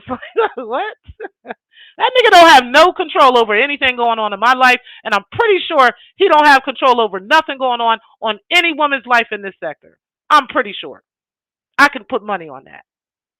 But It's the fact that y'all think, that you would just even say some stupid shit like this. You know what I mean? And to keep this bullshit going is just nuts. Okay? But either way, that is the reason why. And I'm pretty sure I can speak for most of us in saying that is the reason why we don't want to come over to these channels. It's not because we're afraid of you. Oh, it's not because we're afraid of him. It's not because of any of this other bullshit. It's because y'all full of shit. These are facts. And there's so many other positive things I could be doing, right? Like going to his show so I can laugh for a couple hours, right? Like going to his show so I can smile so my heart can be warmed, right? Oh, look at the thoughtful thing he did. That was so nice. And while y'all are complaining about the content that we like, we still have yet to see any of you come up with anything we like. That's the funny part about it, right? While you're complaining about the content that we like and that we are reveling over and that we're enjoying and that we're rallying around and we're all there and we're just talking back and forth and we're enjoying each other in the chat, and then there's a show on the show and there's a show in the chat, and we're just having that fun together like we like to do, right? Y'all haven't brought anything else. Y'all haven't brought anything new. Y'all haven't brought any fresh ideas or anything. But he brought a fresh idea. He brought something new, something fun, and something creative to the sector. And we love it. And I don't know if you're mad more that we love it, or if you're mad more that you didn't think of it first, or if you're mad more that it makes you look uncreative because you're now stuck looking there like, oh, well, I was talking all this shit about this man, and now he does something great, and these women like it. Now I'm going to, you know what I mean? But you haven't done anything to show us anything we'd like from you. Because that's all we'd like, right? We're only here to be entertained. We want to be entertained by the things we like. We're not going to be forced to watch things we don't. We're not going to be forced to be entertained by something we don't want to be entertained by. That's just it. Nobody's going to force me to watch police videos, right? That's just not something I watch. I'm not about to sit here and watch that shit. I will watch some tornado videos. I'll watch the hell out of that shit, right? I'll watch some true crime videos.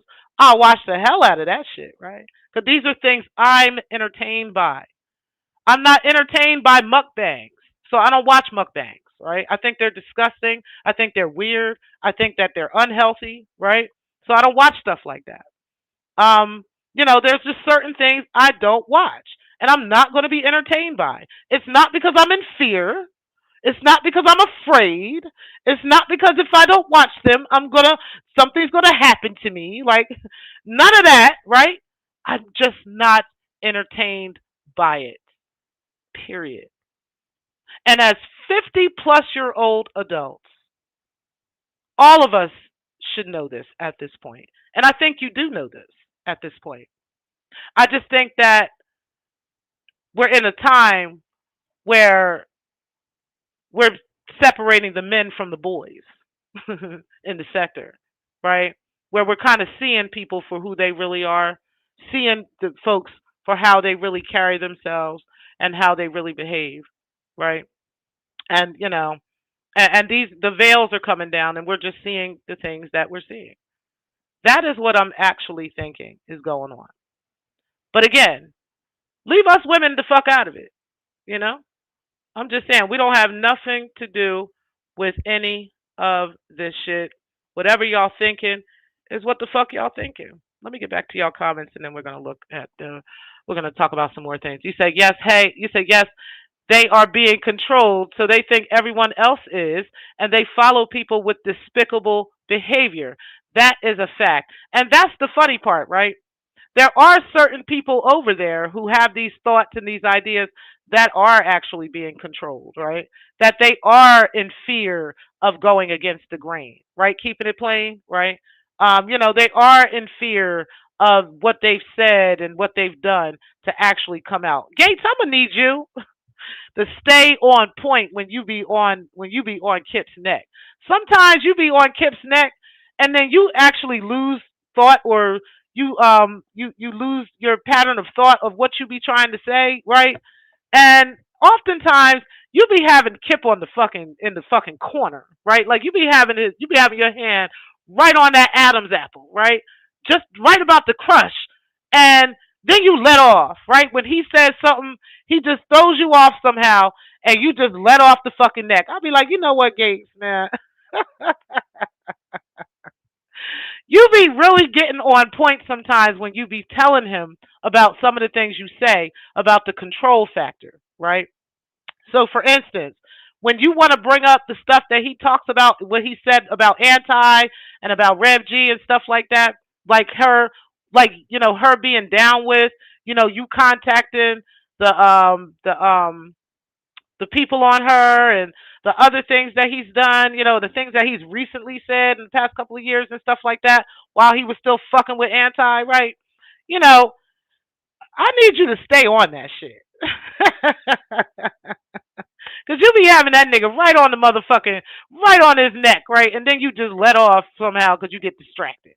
Another thing you was about to get on him about was the PI friend. You said he's not a private eye, but he has some connections to some things, and how you was about to bring that shit up on those convictions with this man, right? But then you let up off him. It's like Gates, you know what, man? I need you to stay focused, okay? You said Trey's good at what he do, and he gets the crowd involved. Exactly, right? This is why I like to engage with the chat, because y'all get involved. Y'all engage. Y'all talk with us, and we talk with y'all, and we get to learn and get to know the things you like and the things that you enjoy, and they like to we like to cater to those things. You said, no, I'm not talking to anyone behind the scenes. The two tin cans and the strings does not reach that far, okay? You said, exactly, T. Pre. You said, living life, our arguments are organic and respectful, though. Exactly. You said, laughing my ass off. Y'all got Kip looking real bad. He got himself looking bad out here, okay? You said, also, Rusty Gates needs to stay away from brownstone steps. You said, make it make sense. You said, ain't nobody with sense believe that ish, Miss T. Exactly. Nobody with sense would believe for a second any of this bullshit. It's just wild. It's just so wild. You said, and me is doing a great job on her channel. She really is. Shout out to her. I really support her and love Mia Mine. She's a great person. Her and I have had our differences in the past, and we definitely have put that in the past. I talk to her behind the scenes often, and I roll with her heavy, real heavy in these streets, in these real streets, and these YouTube streets too.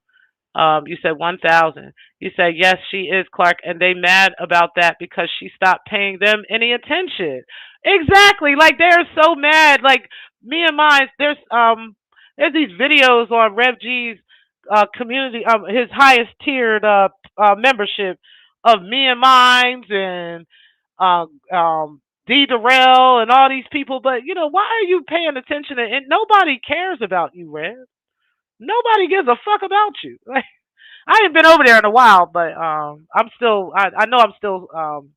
I know I'm still on the highest membership. I'm gonna stay on that shit too. Until he gets demonetized, which is on the way. I don't know what he think is going on, but honey, let me let you know that they are demonetizing everybody right now, and all these little small little content creators, y'all all about to get demonetized too, because Raw was saying, shout out to Raw and to Cellulite. YouTube is moving to a subscription type service like it is with Netflix and that kind of shit. They're trying to move this platform in that direction.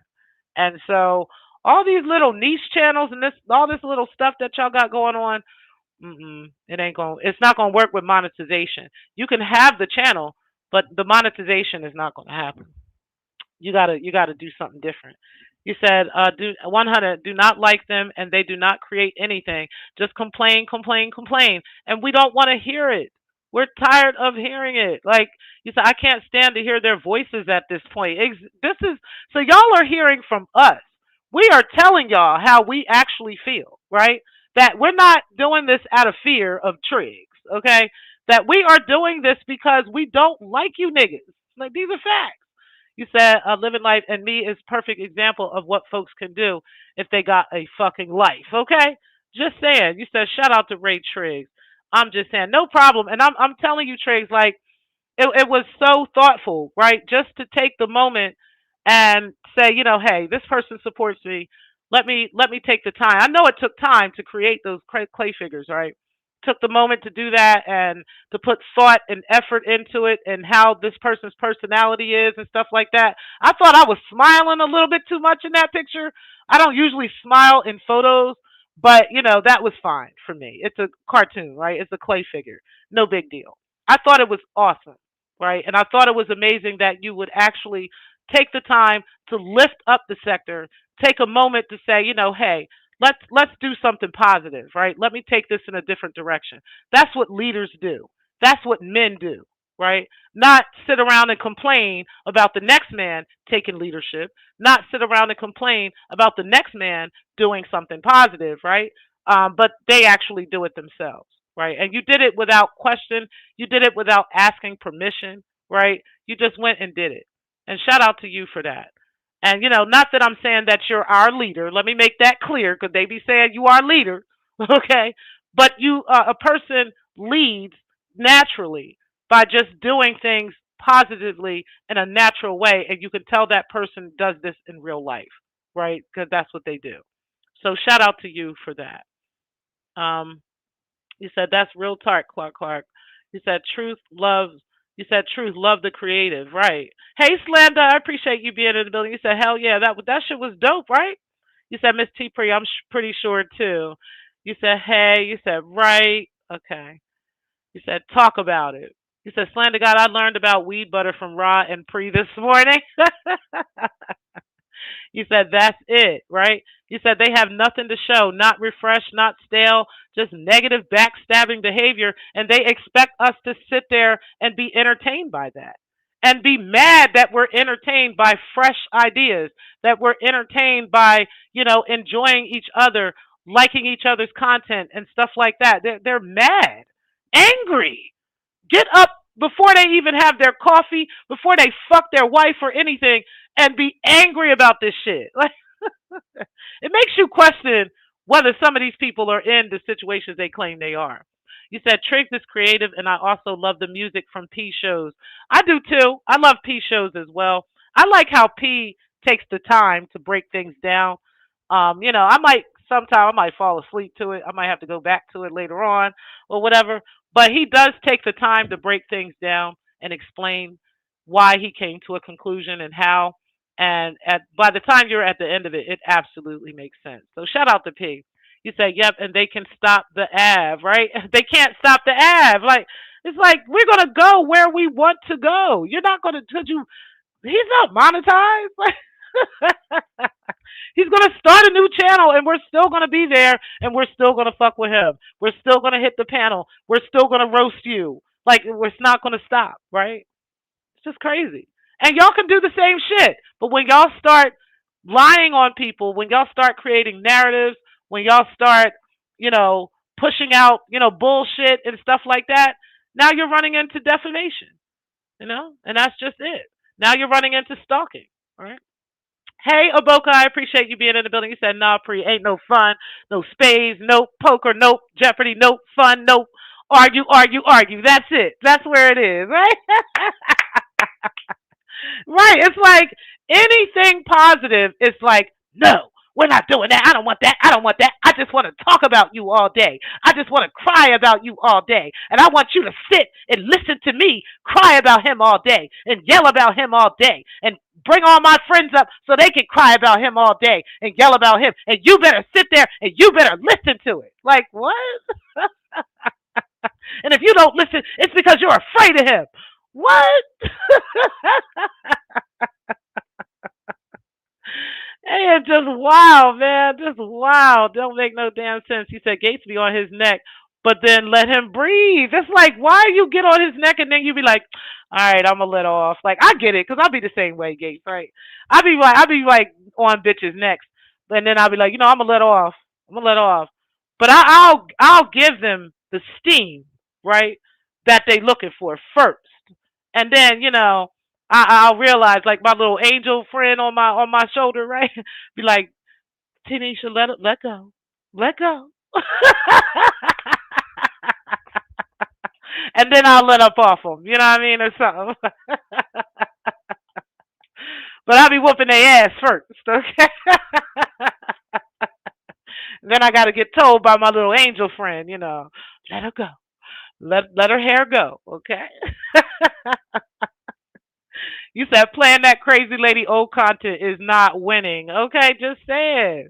Don't make no sense. Don't make no sense. What's up, everyone hates R&T? You said just recruiting for my own handmaiden team. I'm down. I want to be down. Put me down. Shit. I get paid though. Okay. Triggs ain't paid me yet, so I need my payment from him. We ain't got that payment yet, so he's getting his 2 week notice. But you're gonna have to put your payment down up front. Okay. Us handmaidens, we do have a fee that we collect. Okay, we got it. Divine gonna put together a nice little flyer for you, okay? And we do got a fee, but but shout out to you, R&T. Appreciate you being in the building. You said not the Adam's apple. Yeah, he be having his foot on that nigga Adam's apple, right? And then he be letting off and easing up before he even he don't even press down on it. He just puts the foot there. You said that's the truth. Gates be confusing me. He be confusing the shit out of me too. I don't even try to figure him out no more. You said I stopped worrying on Ray and focus on making my shows as entertaining as possible. That's what I'm saying. I don't really understand why they are so focused on stopping him from entertaining us. Why? Especially if you're not entertaining us. If you think you could do a better job, turn that motherfucking mic on, turn that camera on, and do a better job, right? We want to see. We're here for the entertainment. That's what we're here for. But if you're not providing entertainment that we like, what do you want us to do? You know what I'm saying? Just saying. Just saying. You said just like Smoke, still talking about them, but as soon as the legend says something back, they say he can't keep my name out his mouth, right? He keep talking about me. See, they keep talking about me, but you keep bringing people up. Like, what do you want people to do? Like, if you go on for years and years, months and months, like we're gonna talk about Carrie in a second, right? You go on for months and months and months and months and months just talking shit, lying on somebody, making up shit about somebody, and they finally come out and slap you back to reality with some facts. Now why are you talking about me? I don't understand. What are you doing? I don't get it. Child, you don't get the fuck out my face. He said thought and detailed. Right. It was so detailed. I'll tell you, there was particular parts of mine that I really, really liked. One was the patches on my vest. I have multiple patches on my vest, and I have multiple patches that I have that are no longer on my vest, but I still have them as honorary patches, right?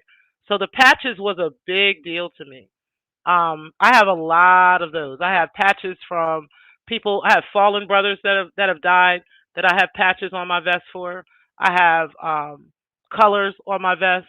I have events that I've been to, all kinds of stuff that are patches on there. So those patches mean a big deal to me. The colors, I don't know how you know. Maybe you don't know, but maybe you've just in your observation of my channel. But the blue and purple are my favorite. Blue, purple, and black are my favorite fucking colors. All three of those colors. So to see those colors pop out in there was like, wow, that is really, really cool, right? The attention to detail with the Sisters of Steel,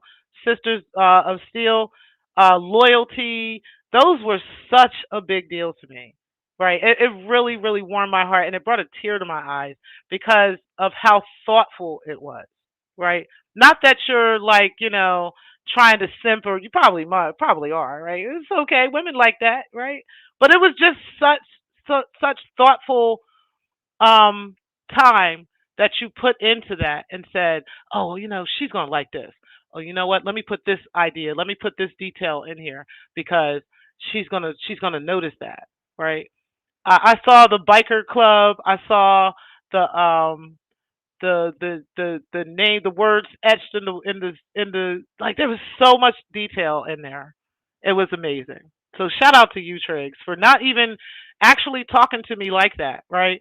But to know, just based off of what you see surrounding my channel and surrounding my personality, um, what that entails. And I really, really appreciated that. So shout out to you for that. And it was cute too, girl. It was cute, all shapely and shit. Okay, T Free. That was really cute. So the thoughts and the details were great. So shout out to him. He said, "I am not afraid of my brothers. I can't imagine being afraid of Triggs. My brother's 6'4". Okay, and I know he could whoop my ass because he taught me how to fight. Okay, but I'm not afraid of that nigga. If I'm not afraid of him, I can't see myself afraid of anybody on the internet. Not only is my brother a ring fighter, he's a ring fighter. He's a belt. He's got belts. My brother has awards. My brother has been an MMA fighter. He's done this out there in Vegas. My brother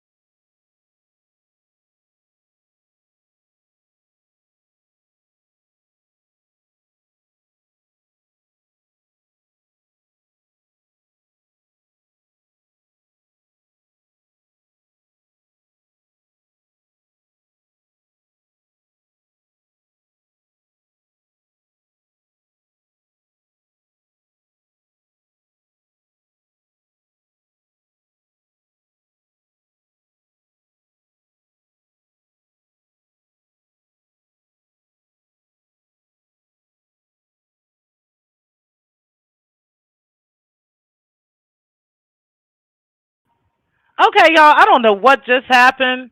StreamYard is doing the most. It said when I went to talk to y'all and I was trying to load some comments and stuff, it just kept saying that the internet was acting up, but my internet is working just fine.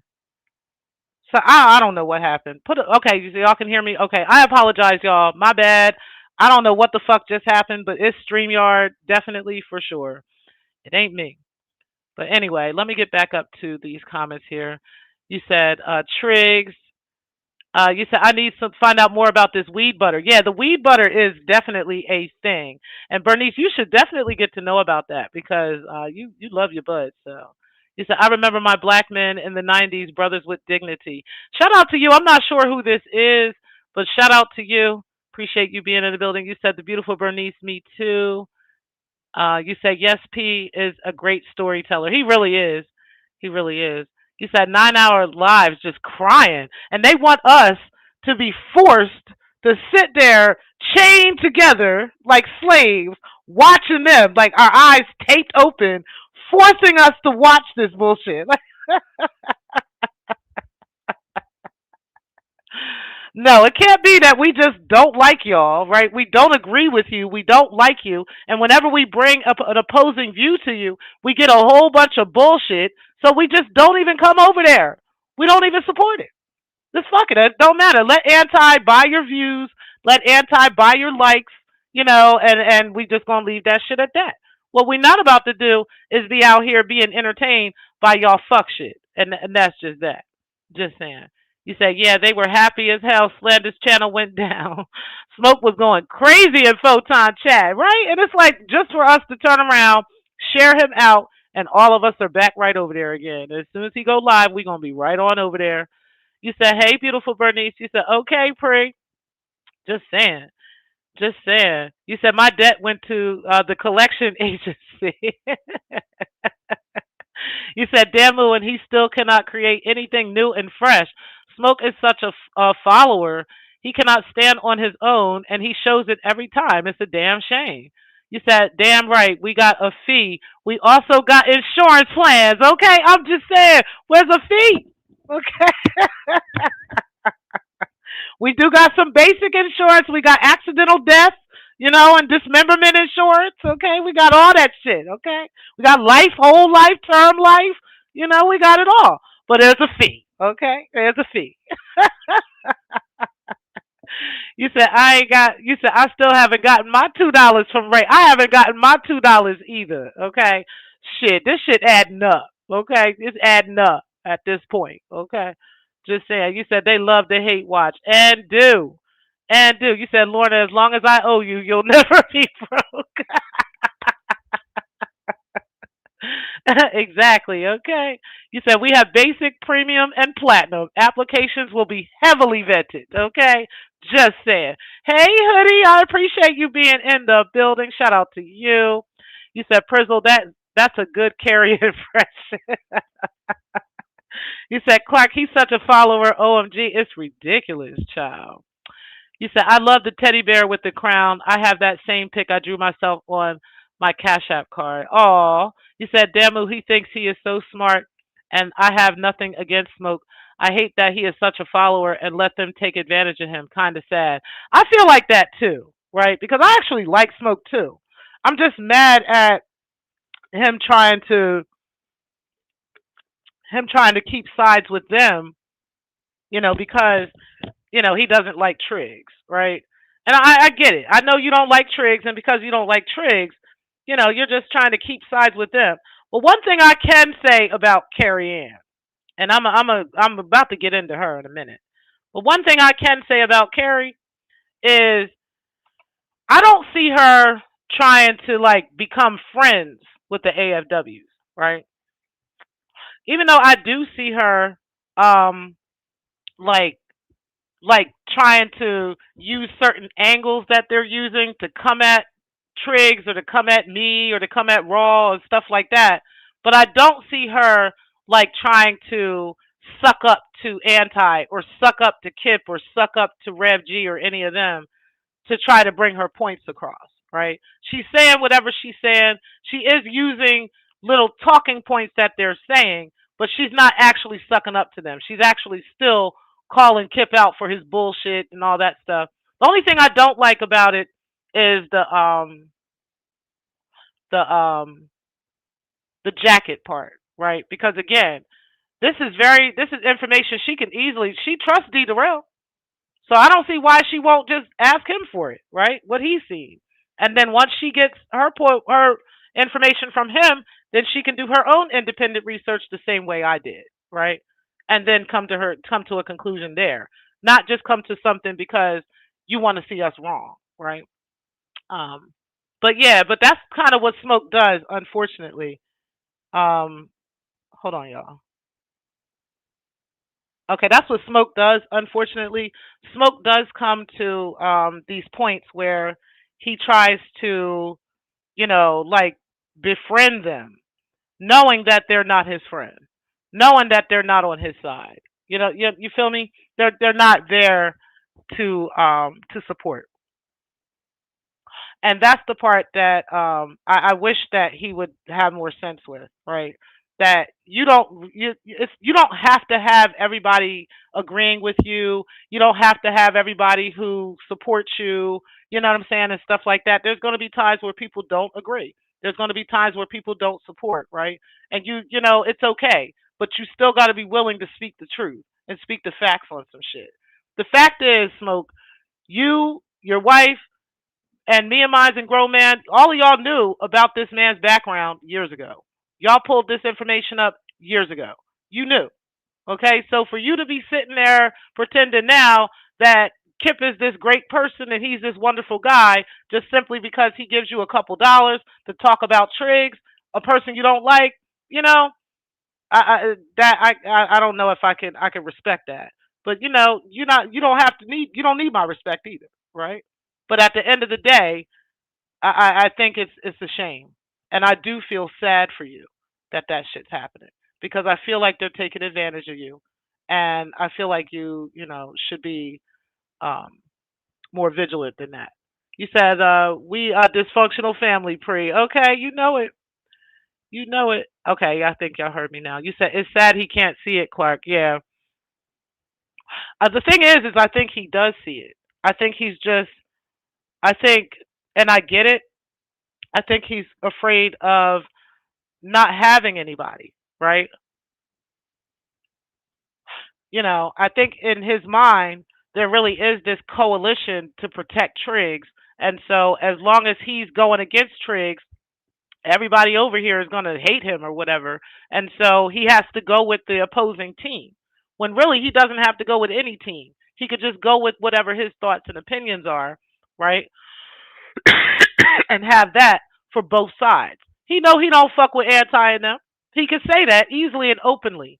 And he could say the same thing about Triggs and not like him and not fuck with him and that would be okay. I could respect that. I can't respect somebody who's purposely, only saying something about this one side, but this side you're not saying something because you're afraid that they're gonna go against you. You're afraid. This is the real.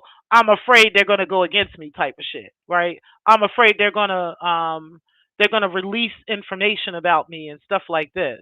That's where that side actually does come in. Because y'all do actually talk behind the scenes. Y'all do actually know things about each other. That could be damning to each other's reputations, right?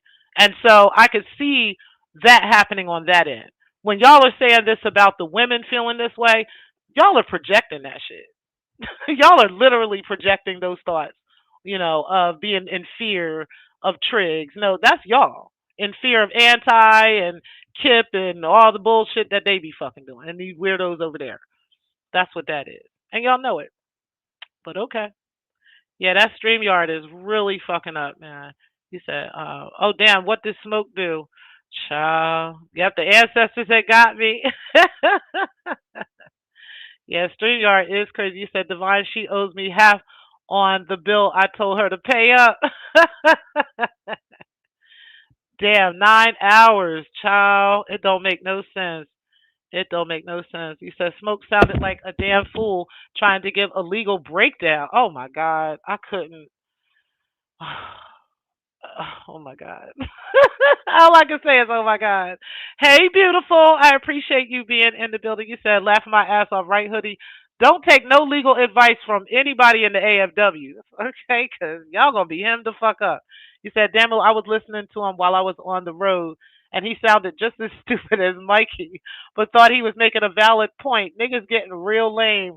Like, and over this, all over, not really knowing what's going on. It's just you just hate the man, right? Hey, Robbie, I appreciate you being in the building, sis. Shout out to you. You said, Hoodie, good to see you in my chat. Hope all is well. All right, everybody's speaking to each other. You said because Kip tells him he's right. Exactly. And then, sometimes I think that reinforcement of being right, that reinforcement of love, that love bombing that they do, there's certain people that need that, right? I'm not saying you do, kid. I'm not saying you do smoke. I don't know, right? I that's my speculation of it. But I worry about you about those things, and I feel like they purposely do these things to you. But these are my thoughts on smoke because I fuck with smoke, real shit. I do. And I feel like they take advantage of him mentally. I do. So, anyway, you said that's that yes man shit. You said good morning, guys. You said I could see that T Pre. Mhm. Mhm. All right, y'all. So I think we're at the bottom of all this. You said What this Dusty Joe do now? Child, listen, listen. All right, so let's go ahead and get into um so we talked about all that stuff. We talked about my thoughts on Triggs, the show, what people are thinking. We talked about Vita's post. We talked about whether or not, any of this paperwork is important to any of us, and, why Kip's paperwork would be much more interesting to anybody than this Triggs paperwork that they want us to be all up in arms about, but they want to ignore about Kip. But either way, y'all are welcome to do all that. Go ahead and do y'all. But we are definitely about now to get into Miss Carrie Ann, okay? Because, yes, I listened to you, child, right? I listened to the bullshit that you were saying, and I got some thoughts on that. And we're definitely going to pull up my community wall. We're going to look at this my chart again. We're going to do some definitions again. We're going to look at HIV.gov again. And then we're going to reset the clock today again. Okay? Because 2 years is defamation. Okay? Where you can take somebody to court for defamation. And you're claiming that I'm saying, that what I'm saying about you having HIV or have been diagnosed with HIV at some point in your life is a lie, then we're going to see whether or not I'm lying today. Okay? We've already debunked this already, but since you've let some time go by, and I remember you said a long time ago to me that the reason why you felt that the AFWs were such powerful people is because of their ability to use propaganda, right? That if they lie about stuff enough, even if people debunk the lie and show proof that they're lying, they can go away long enough and then come back later and come back with the same propaganda, and that's why people believe them, right? See, that's what you said to me, and I remember you telling me that probably about a year ago, right? Maybe a little longer than that. When you were upset, when you were looking up anti and Stargate's information, and you were so upset about them, and you were trying to put them on these channels that you were creating. That's one of the things that you said, and I had contemplated and thought about it. At first, I wasn't in agreement with you, but then I had to think about it, and I was like, you're right. That could be true, right? That this is the reason why they're able to come back and keep repeating things is because they have said things enough that if they say it enough times, people will just believe it, right? Even if somebody just shows, proof that it's not true. So I agree with you, Carrie, right?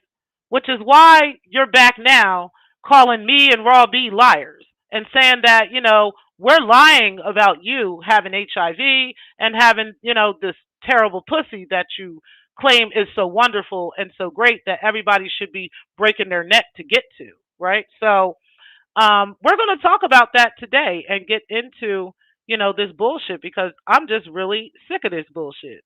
I'm really tired of you constantly calling me a liar, right? But constantly saying that these things are true about me, but with no evidence, no proof. But when I pull your actual my charts that you showed to the internet yourself, right? Somehow I'm lying. Okay, so we're going to see today whether or not T Pre is lying. Y'all hit the like button on the way in, or guys that are already here. And let's get into this hot topic, guys.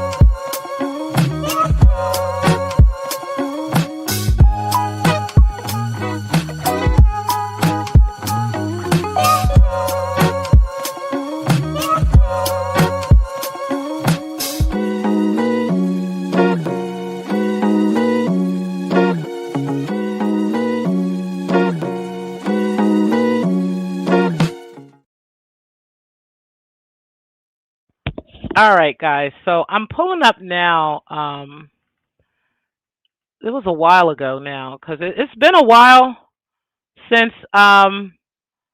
since I since we talked about this. This was a good couple months ago, right? That me and Robbie were talking extensively about Carrie Ann and her medical history and how she's been claiming, that she was, trying to show us her my charts and trying to show us that she's this clean pussied woman and that everybody else is dirty and nasty and trife and all this other shit, right? Here we go, right here. All this other stuff, right? And I found it so crazy that she just wanted to keep telling us that, we're all crazy and that, something's wrong with us, and that, all this is going on, because of us, and that she's the one that's being stalked and mistreated and going through all this bullshit, right? So I wanted to go back a little bit and explain to Carrie again why all of this happened, right? And why the sector now knows that Carrie Ann has HIV or that Carrie Ann was diagnosed with HIV at some point in her life, okay? And we're going to look at this today because, again, Carrie, I am really sick and tired of you calling me a liar. Okay? I'm really tired of that. It's so unnecessary. It's so not needed at this point, right?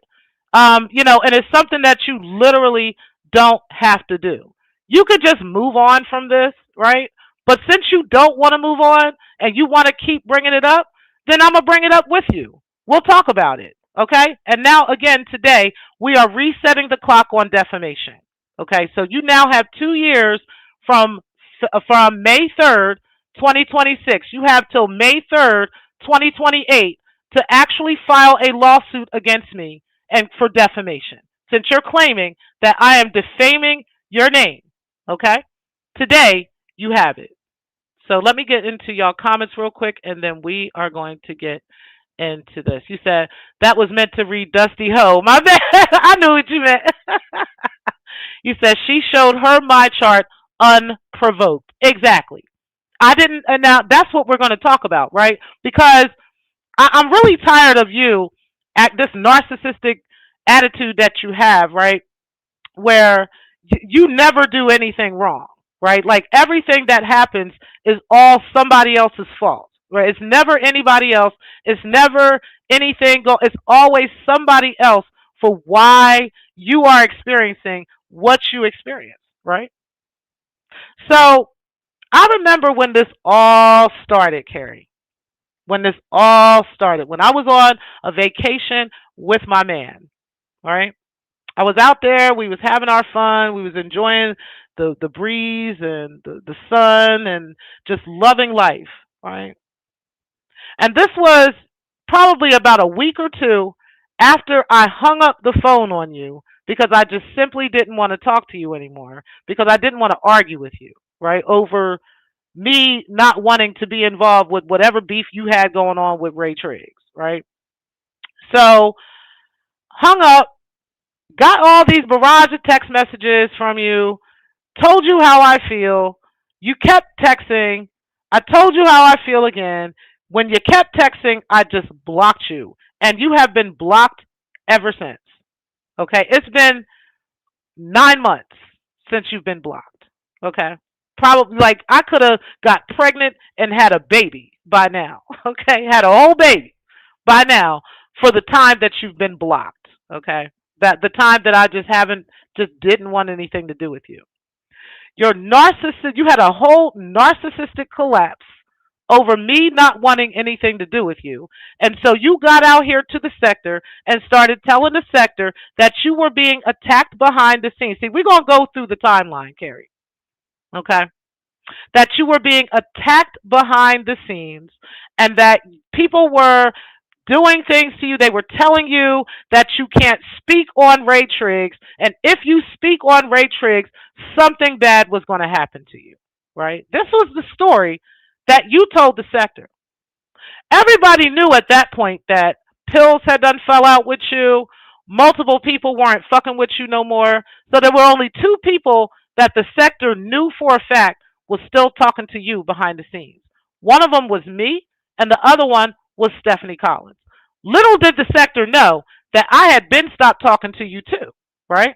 They didn't know that by the time that you had started telling this story about 2 or 3 weeks after I blocked you, that I had stopped talking to you as well, right? Because I didn't get out in the sector and put that out in the sector. I didn't get out in behind the scene. I told a couple of people that I actually fuck with, right? That I wasn't fucking with you and for the reasons why.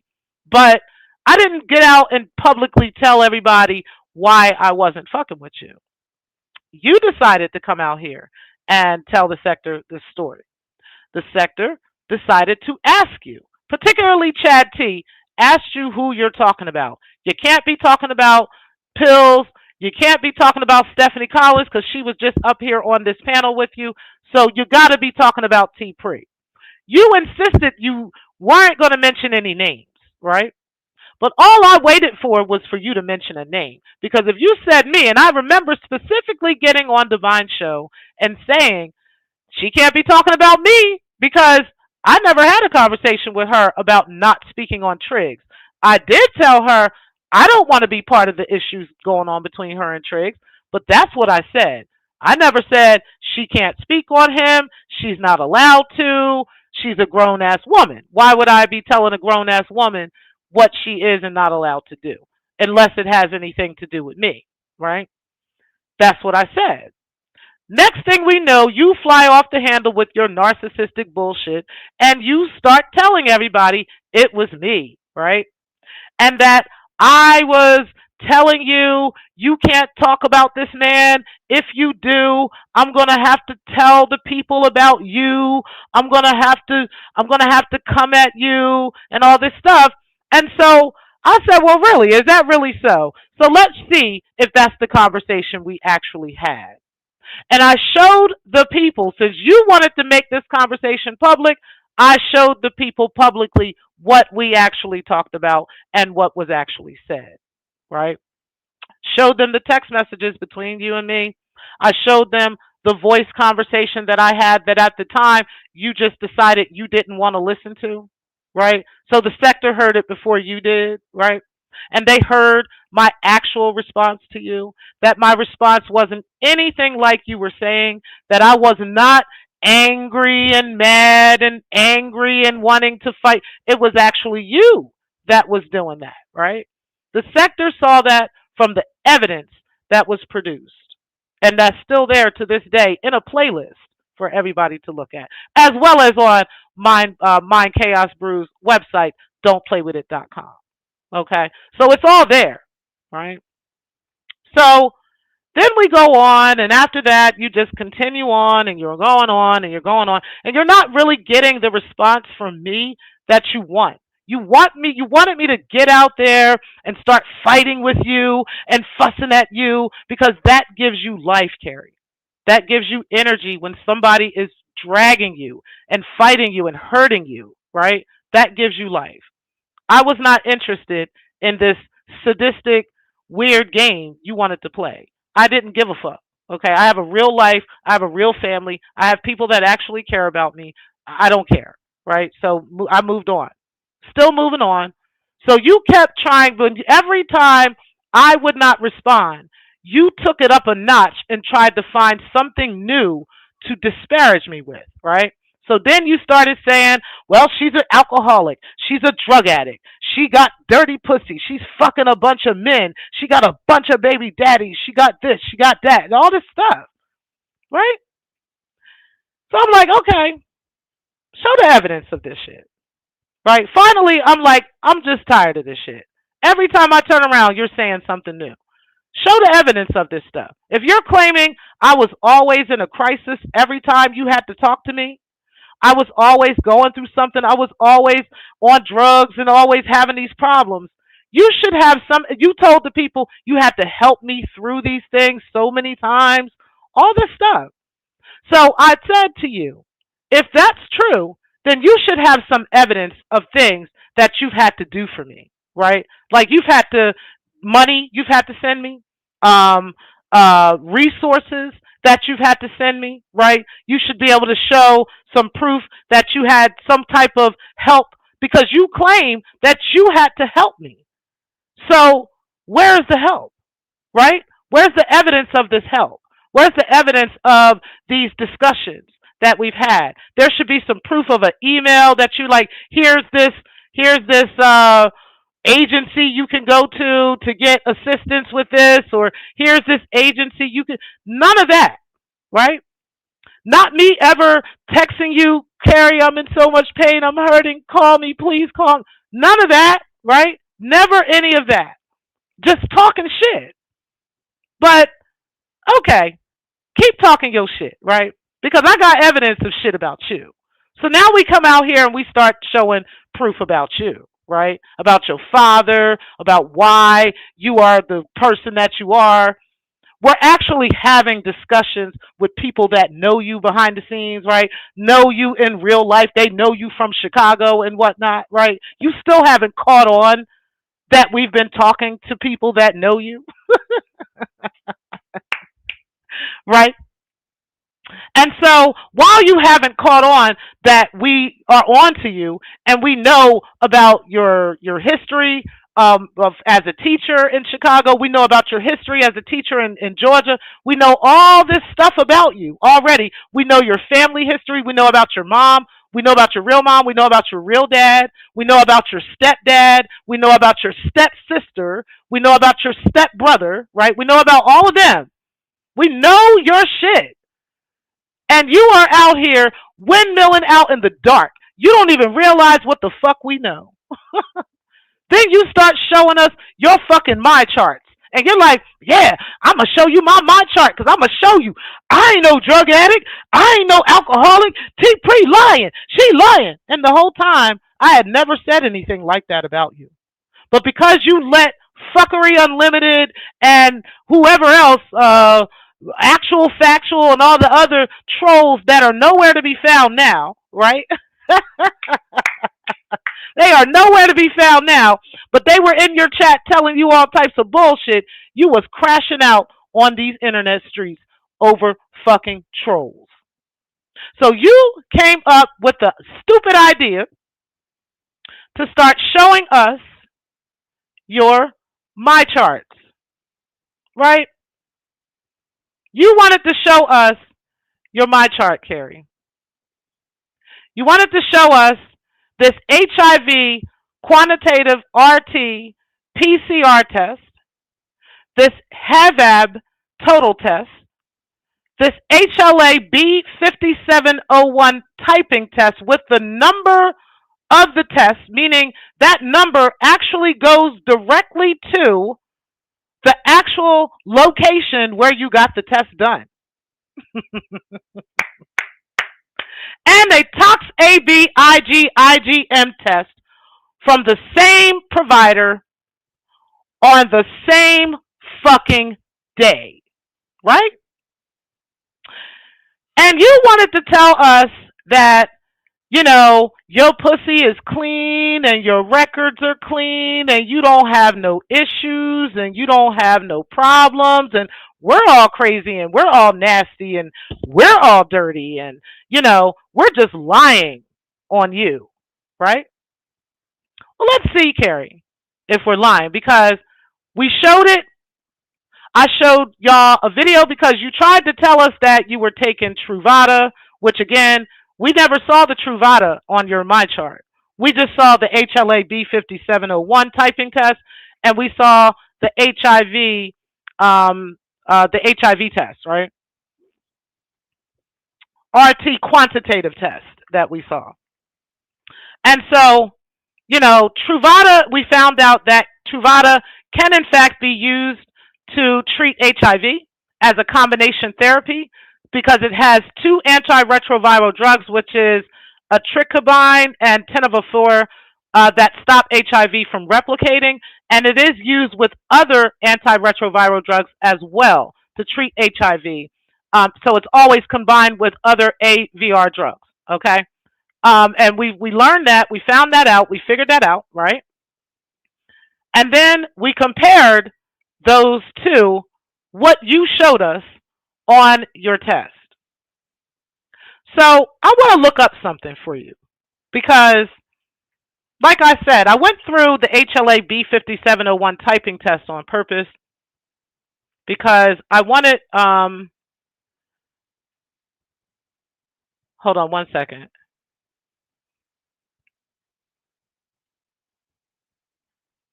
One moment.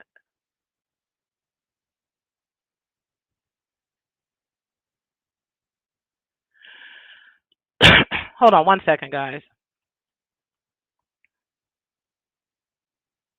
Okay, this is something I looked up in the past about this situation. And I want to share this screen with you guys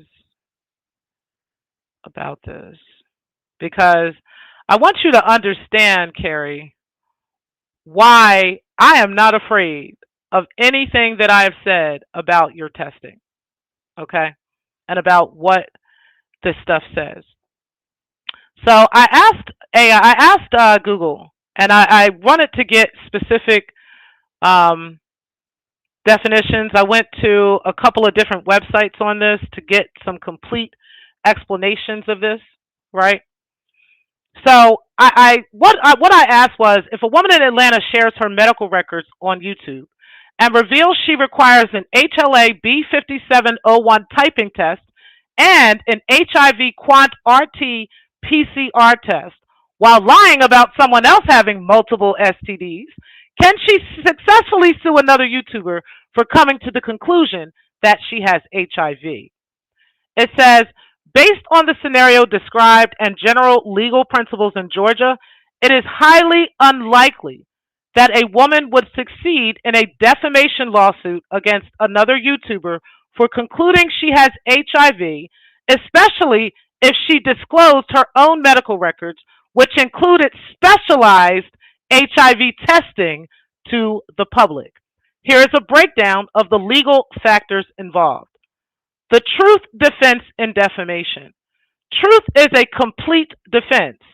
Under Georgia law, if the person has HIV or if they release records that make it logical to conclude they do, the statement is not defamatory. Substantial truth. Even if the conclusion was not 100% precise, if the core accusation that she has HIV is true, based on the record she shared, she cannot sue for defamation. Now, let's talk about defamation per se, contagious diseases, Carrie Ann, while you're telling people I have multiple diseases. In Georgia, falsely accusing someone of having a contagious disease like HIV/AIDS is considered defamation per se. This means the person usually does not have to prove monetary damages to win. However, the key is that the statement must be false. If she showed records for an HLA B5701 typing test, which is typically used to check for a reaction to HIV medication, and an HIV quantitative RT-PCR test, which is a viral load test, she is providing factual basis for this conclusion. Public disclosure of private facts. If she is claiming her privacy was invaded by the other YouTuber discussing her medical status, this is different from defamation. The only exception is if she shared her own medical records on YouTube, she has already made that information public. You cannot generally sue someone for publicly disclosing information that you yourself have already made public. And your dirty hands. She lied about someone else having STDs and subsequently had her own medical records discussed. In Georgia, a person who engages in misconduct regarding the same topic may be banned from recovering damages. Publicly disclaiming she had HIV, even if she later claimed she lied, as seen in similar Georgia cases, makes it very difficult for her to argue that someone else stated she has it, causing damage to her reputation. So I have not caused any damage to your reputation for these tests that you showed us on your my chart, right? And see, we can go there if we needed to. If I needed to go back into the archives and actually pull up you going through the my chart, right? And you on camera showing us and talking to us while you're going through this my chart. Because that's what I would do if we had to go to court. It would be so easy to win this case. You understand? Now I'm going to show you how easy it is to win the case. Because the reason I came to the viral load test is because of the differences. Bear with me one moment.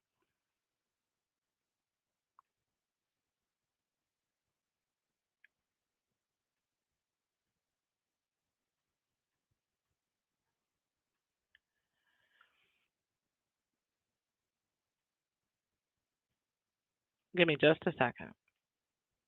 So I put on here that what is the difference between an H? Oh, I had it spelled wrong. That's why it was coming out like that. Let's do that again. All right. So the HIV quant RT test, or HIV RNA NAT, measures the specific amount of virus in the blood, viral load, and can detect infection within 3 to 14 days, whereas a standard fourth generation HIV test detects antibodies, antigens, which is usually within 18 to 45 days. The quant test is for early detection and treatment monitoring, while standard tests are for general screening. Now, let's see about this, right? Because again, we're going to look at this test that you've shown us to the public, and we're going to see why this shows a panel, HIV baseline panel for treatment, okay?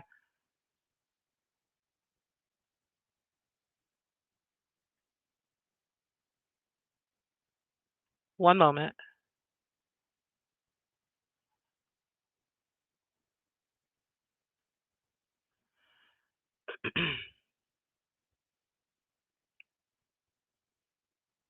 Hold on, let me pull this over here because I can see it better.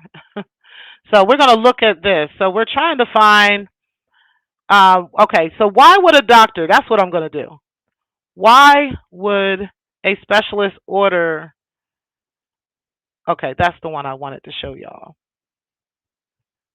So y'all notice again, as you guys are looking, let me make sure you guys can see it. Okay, you guys can. Let me take Raw's comment off the screen. All right, so you guys can see her test, right? That there's an HIV quant test, RT-PCR, a HAVAB total, a HLA B5701 typing, and a tox IG test, all done on the same date from the same doctor, right? From the same specialist. So let's look at this. I only put in the two tests because those are really the two, but I can add the other two, right? And it gets worse if I add the other two. A specialist, typically an infectious disease physician, would order both an HIV quantitative RT-PCR test viral load and an HLA B5701 typing test for a patient who currently tests negative for HIV 1-2 antibodies because they are proactively preparing for pre-exposure, right? And investing a very recent potential exposure for HIV while simultaneously mitigating risks for long-term treatment, right? Now, let's test the other ones. Let's put the other ones in there because I want you guys to share. I want you guys to see that, okay? Because I also wanted to stop there, but I went further. Let's look at it.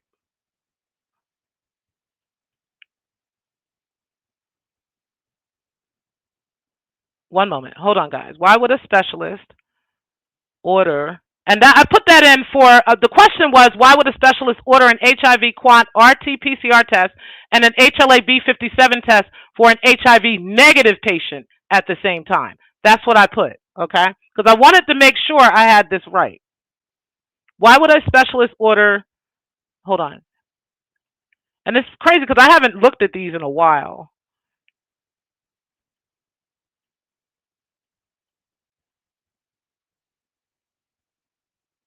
An HLA-B5701 typing test. Hold on, let me go over here real quick. A HAVAB total test and a Tox AB IgG IgM test.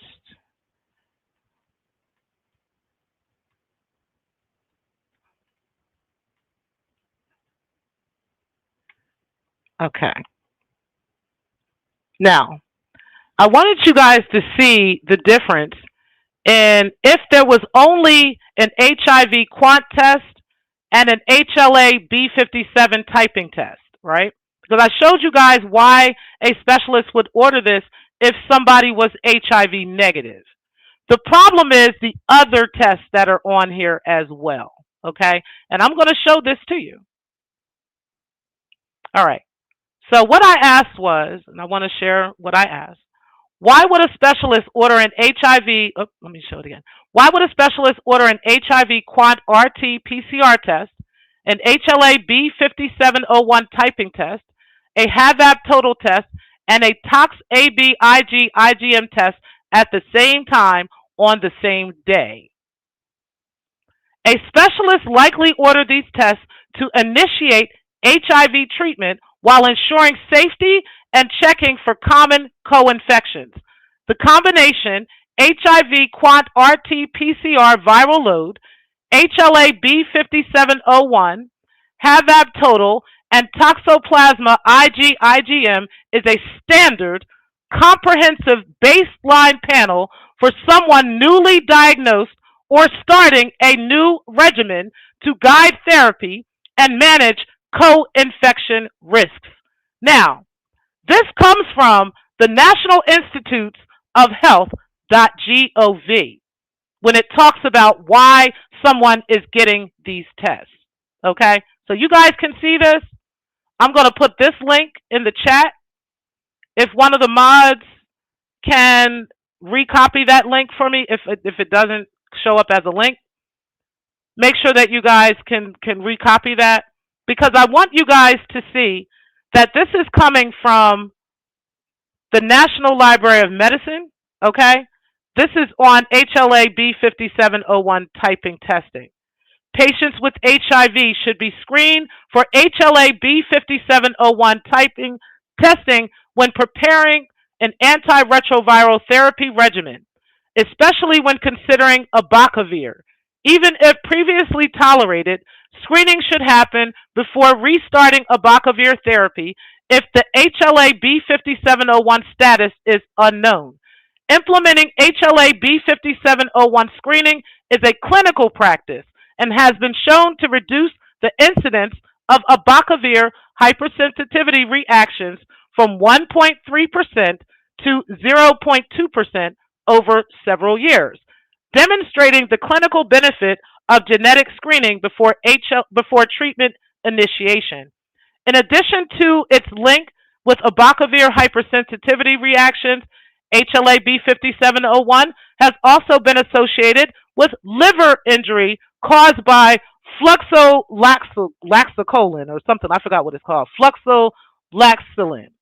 While individuals with HLA-B5701L have a greater than 40-fold increased risk of liver injury compared to those who without the LA, fluxolin-induced hepatotoxicity remains very rare, occurring in fewer than 1 in 5,000 cases. This incidence is significantly lower than that of abacavir hypersensitivity reactions. Therefore, routine screening For HLA B5701 to assess the risk of fluoxetine-induced liver injury is not commonly performed. So see what you learn when you get into HIV.gov and you get into the National Library of Medicine, right? Instead of getting, your information from YouTube. Oh, I'm sorry. I wasn't sharing that screen. I apologize, guys. I already put the link in the chat, but here is the screen, okay? And I'm going to go back to that again. This is what I was reading on the indications, okay? And the normal and critical findings for HLA B5701 LAs and why these tests are done, okay? So there is a possibility that a person would get an HLA B5701 typing test because they have a liver injury or because the doctor has thought that they may have a liver injury caused by a drug called fluoxetine or whatever it's called, okay? However, that is very rare and so rare that they rarely even use this testing for that. And specifically, they don't use this testing in this region for that, okay? Now, another thing about this is it's the type of tests that go along with the HLA B5701 typing test that Carrie Ann showed us on her My Chart that was ordered by Dr. Singh on October 20th, 2015. Along with the HLA B5701 typing test that was done at the VA according to 19774, right? And Tox AAD IG 8636, right? Those 8636 is at the VA, right? According to these tests, right? Not just the HLA test, because if you had just that, then you could say that, right? But you have the HAVAB total, you have the HIV quantitative test, not qualitative, right, Carrie? Because you're an English teacher, so you know the difference between qualitative testing and quantitative testing, right? You have a quantitative test to test the load, the viral load in your system, right? That's already there, right? Along with the HLA B5701 typing, right? Because they wanted to give you abacavir, but because they wanted to test you to see if you would be able to take abacavir, they gave you that test on this baseline screening, along with the HAVAB total and the Tox AB test, right? That is why your specialist, Dr. Singh, ordered this amount of testing for you to initiate HIV treatments while ensuring your safety and checking for common co-infections, because someone who has HIV can easily develop toxoplasmosis, they can easily have liver damage, they can easily have issues, okay?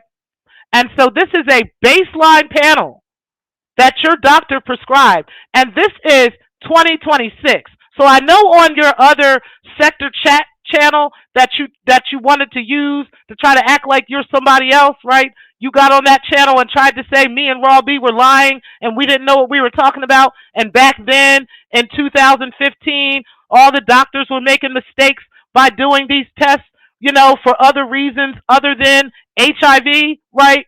This tells you today in 2026, right? Let me share that. What the National Library of Medicine says about your My Chart. Okay? I'm just letting you know what they said about your My Chart and why you got this. Okay, so who's lying? Is it Raw B? Is it T Pre? Is it Dr. Singh? Is it the VA? Is it the National Institute? Is it the National Library of Medicine? Is it HIV.gov? Right? Because on here, when I went to here, let me show you. Let me show you this. When I went here and looked up why a specialist would order an HIV quantitative RT-PCR test and an HLA-B5701 typing test simultaneously. They did it to establish a comprehensive baseline for treatment initiation. This came also from the National Institute of Medicine, Library of Medicine. So I'm not understanding why you still want to tell everybody that everybody's lying on you. Nobody has to lie on you, Carrie. This is what your my chart says. Okay? This is what you decided in angst because you're such a fucking narcissist and because people don't want to fuck with you, right? And you can't take it that people don't want to fuck with you because you can't deal with people walking away from you. You went on a tirade in the sector, and in that tirade, lying on me, lying on Raw B, lying on all the other women who just don't like you, you decided to share with us your medical history. It first started off with all these fucking sexually transmitted disease tests that you got to get every fucking month, every few months, every couple months you got to be in here getting the HIV test and all these chlamydia tests and gonorrhea and syphilis tests and all this crazy shit. And we can understand why anybody would have that much history for years on their medical history. You went back to like 2012, Carrie. You went back like a long time, okay? You went way back to 2012. Showing us, I think it was further than that, showing us your medical history, okay? And so we were able to come to the conclusions that we were from your own my charts, not me making up shit, not me lying. I don't have to lie on you. What I gotta lie on you for? This is your doing. You did this to yourself, okay? So instead of coming out here calling me a liar, trying to, as you said, throw some propaganda out, right? Months later, after the truth has been truly said, now you want to throw the propaganda out, and try to distract, right? All we got to do is go back and look. Well, let me go back and look because I don't think about you every day and all day. You see what I'm saying? So I don't really be remembering. So I need to go back and look. I need to reference what the fuck I'm talking about. What the fuck I was talking about then, right? Oh, here it go right here. This is your my chart. This ain't me. I didn't make this up. I don't know Dr. Singh. I've never seen Dr. Singh, never got any tests ordered from me from Dr. Singh, none of that shit. I don't go to the VA. I'm not even a veteran. Okay? This is your my chart. So just like Kip needs to go and argue with Gwinnett County about these child molestation convictions on his background and not me about his background and not Raw B about his background, he needs to go to Gwinnett County down there in Georgia, right? You need to go down there to the VA in Georgia. And you need to argue with Dr. Singh. I don't know if Dr. Singh is still there. I don't know if Dr. Singh, I think Trevor is your new doctor. You need to go talk to Dr. Trevor and you need to tell Trevor that they got your my chart fucked up, okay? And that now you out here and you got the whole sector saying that you got HIV because you done showed the sector this HIV quantitative, not qualitative, but quantitative RT-PCR test and HAVAP total, an HLA-B5701 typing test from the VA, and a tox ABIgIgM test from the VA with the numbers on it, right? You showed us that, the time, the date, everything, 3:50 p.m., ordered by Dr. Sulani P. Singh. That's what you wanted us to see.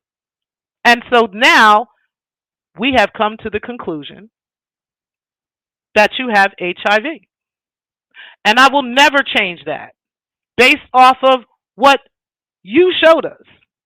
So if you're mad, like I said, the only one you got to be mad at is Dr. Singh, because Dr. Singh told the VA, honey, that you're HIV positive. And so he needed to, or she needed to, order all these tests for you, okay? So that they can do a baseline treatment for you to find out what type of HIV medication you can take. That is not T. Pre's fault. That is not Raw B's fault. Hell, I didn't even know you back in 2015. Okay? I didn't know you. I know somebody that did know you. I do know somebody that did know you. But I didn't know you at the time. And you know what? That person didn't even know you had HIV.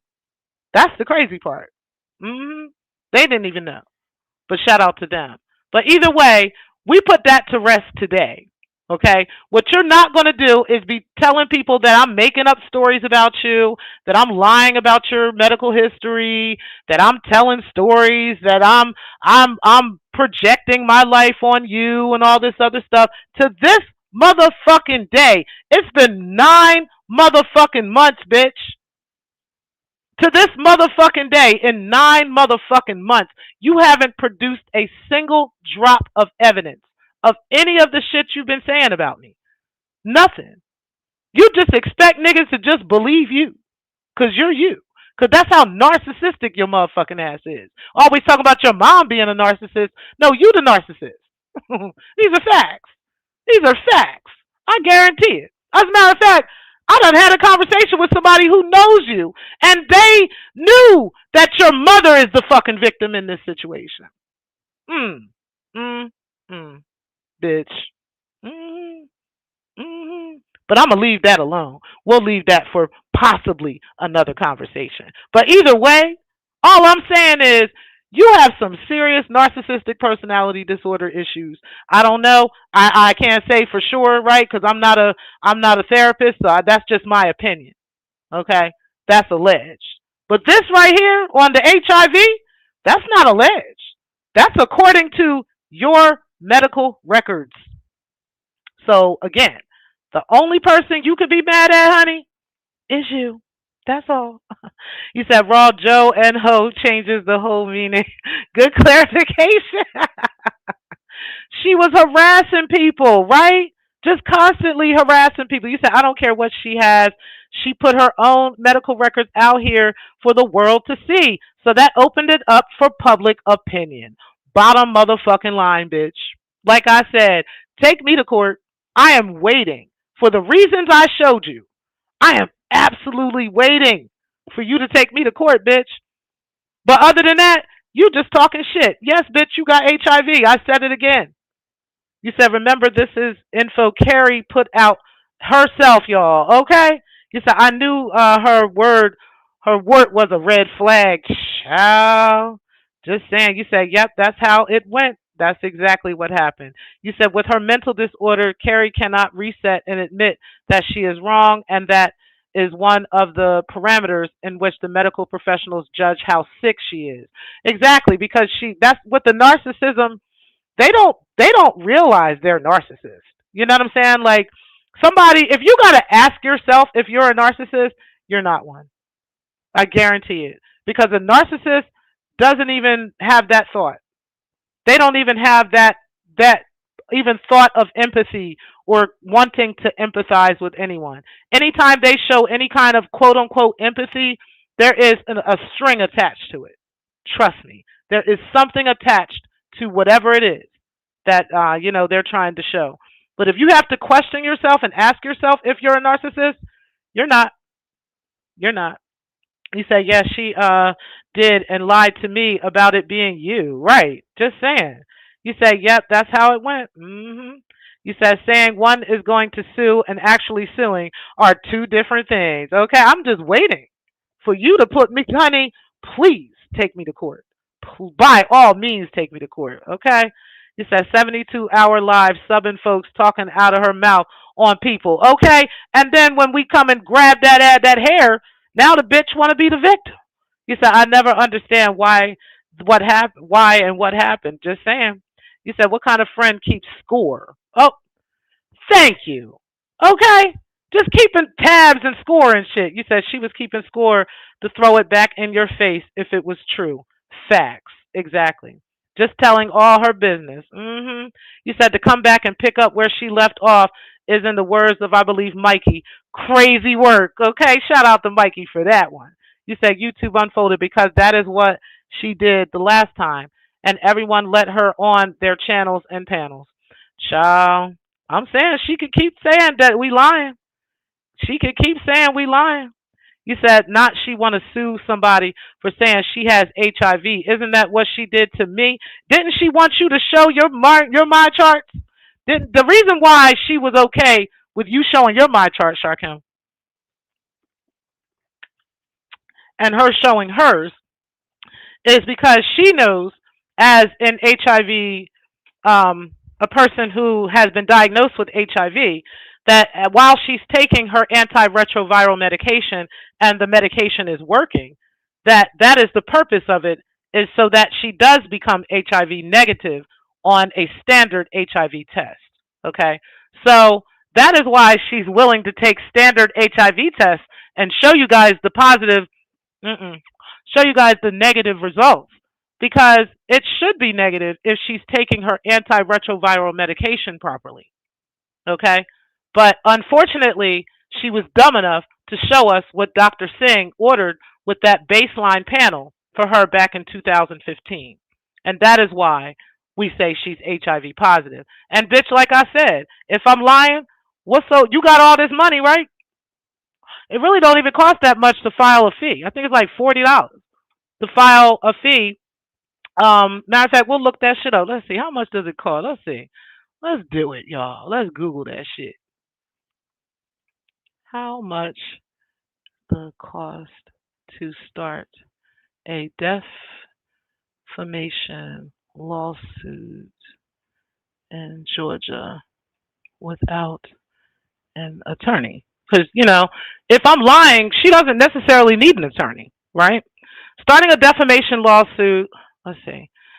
Starting a defamation lawsuit in Georgia without an attorney, pro se, in magistrate court, known as small claims court, typically costs between $50 and $100 per defendant in filing and service fees. While filing fees are low, approximately $45 to $60, you must pay to serve the defendant, which often costs $50 plus per person. And that's from the Georgia Attorney General's Consumer Reporting Agency. Now, key costs for pro se defamation lawsuits in Georgia. Filing fee, approximately $45 to $60, depending on the county. So that would be Fulton Magistrate County, which is exactly what I think you would need Fulton County. Charges $60 for one defendant. Service of process, roughly $50 per defendant if using the Marshal's Department, or cost for a private process server. Additional defendants, about $8 to $35 extra per additional. So the total initial costs are around $100 to $120 for a single defendant to file and get them served. So is it that you need somebody to send you $100, Carrie? Because according to you, you want to send me $1,000, right? To share my medical history with everybody, right?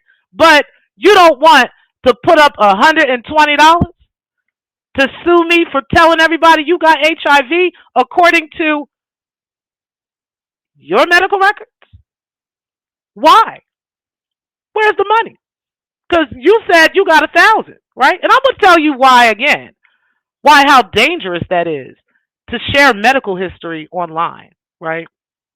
In your particular case, I'm going to give you an example of why this would be ridiculous to do this in your case, Carrie, and why this was such a dangerous thing you did. Not only do people know your name, your address, they know your date of birth, they know where you live, all that stuff. They also have your MyChart history. They know the name of the doctor's location, they know the times, the dates, they know the type of doctor they are, and everything. Do you know that there are black markets on the internet that sell people's medical history to for DME supplies and certain things, so that they can get a hold of these supplies and sell these supplies? Did you know that? Did you know that they can put in an insurance scam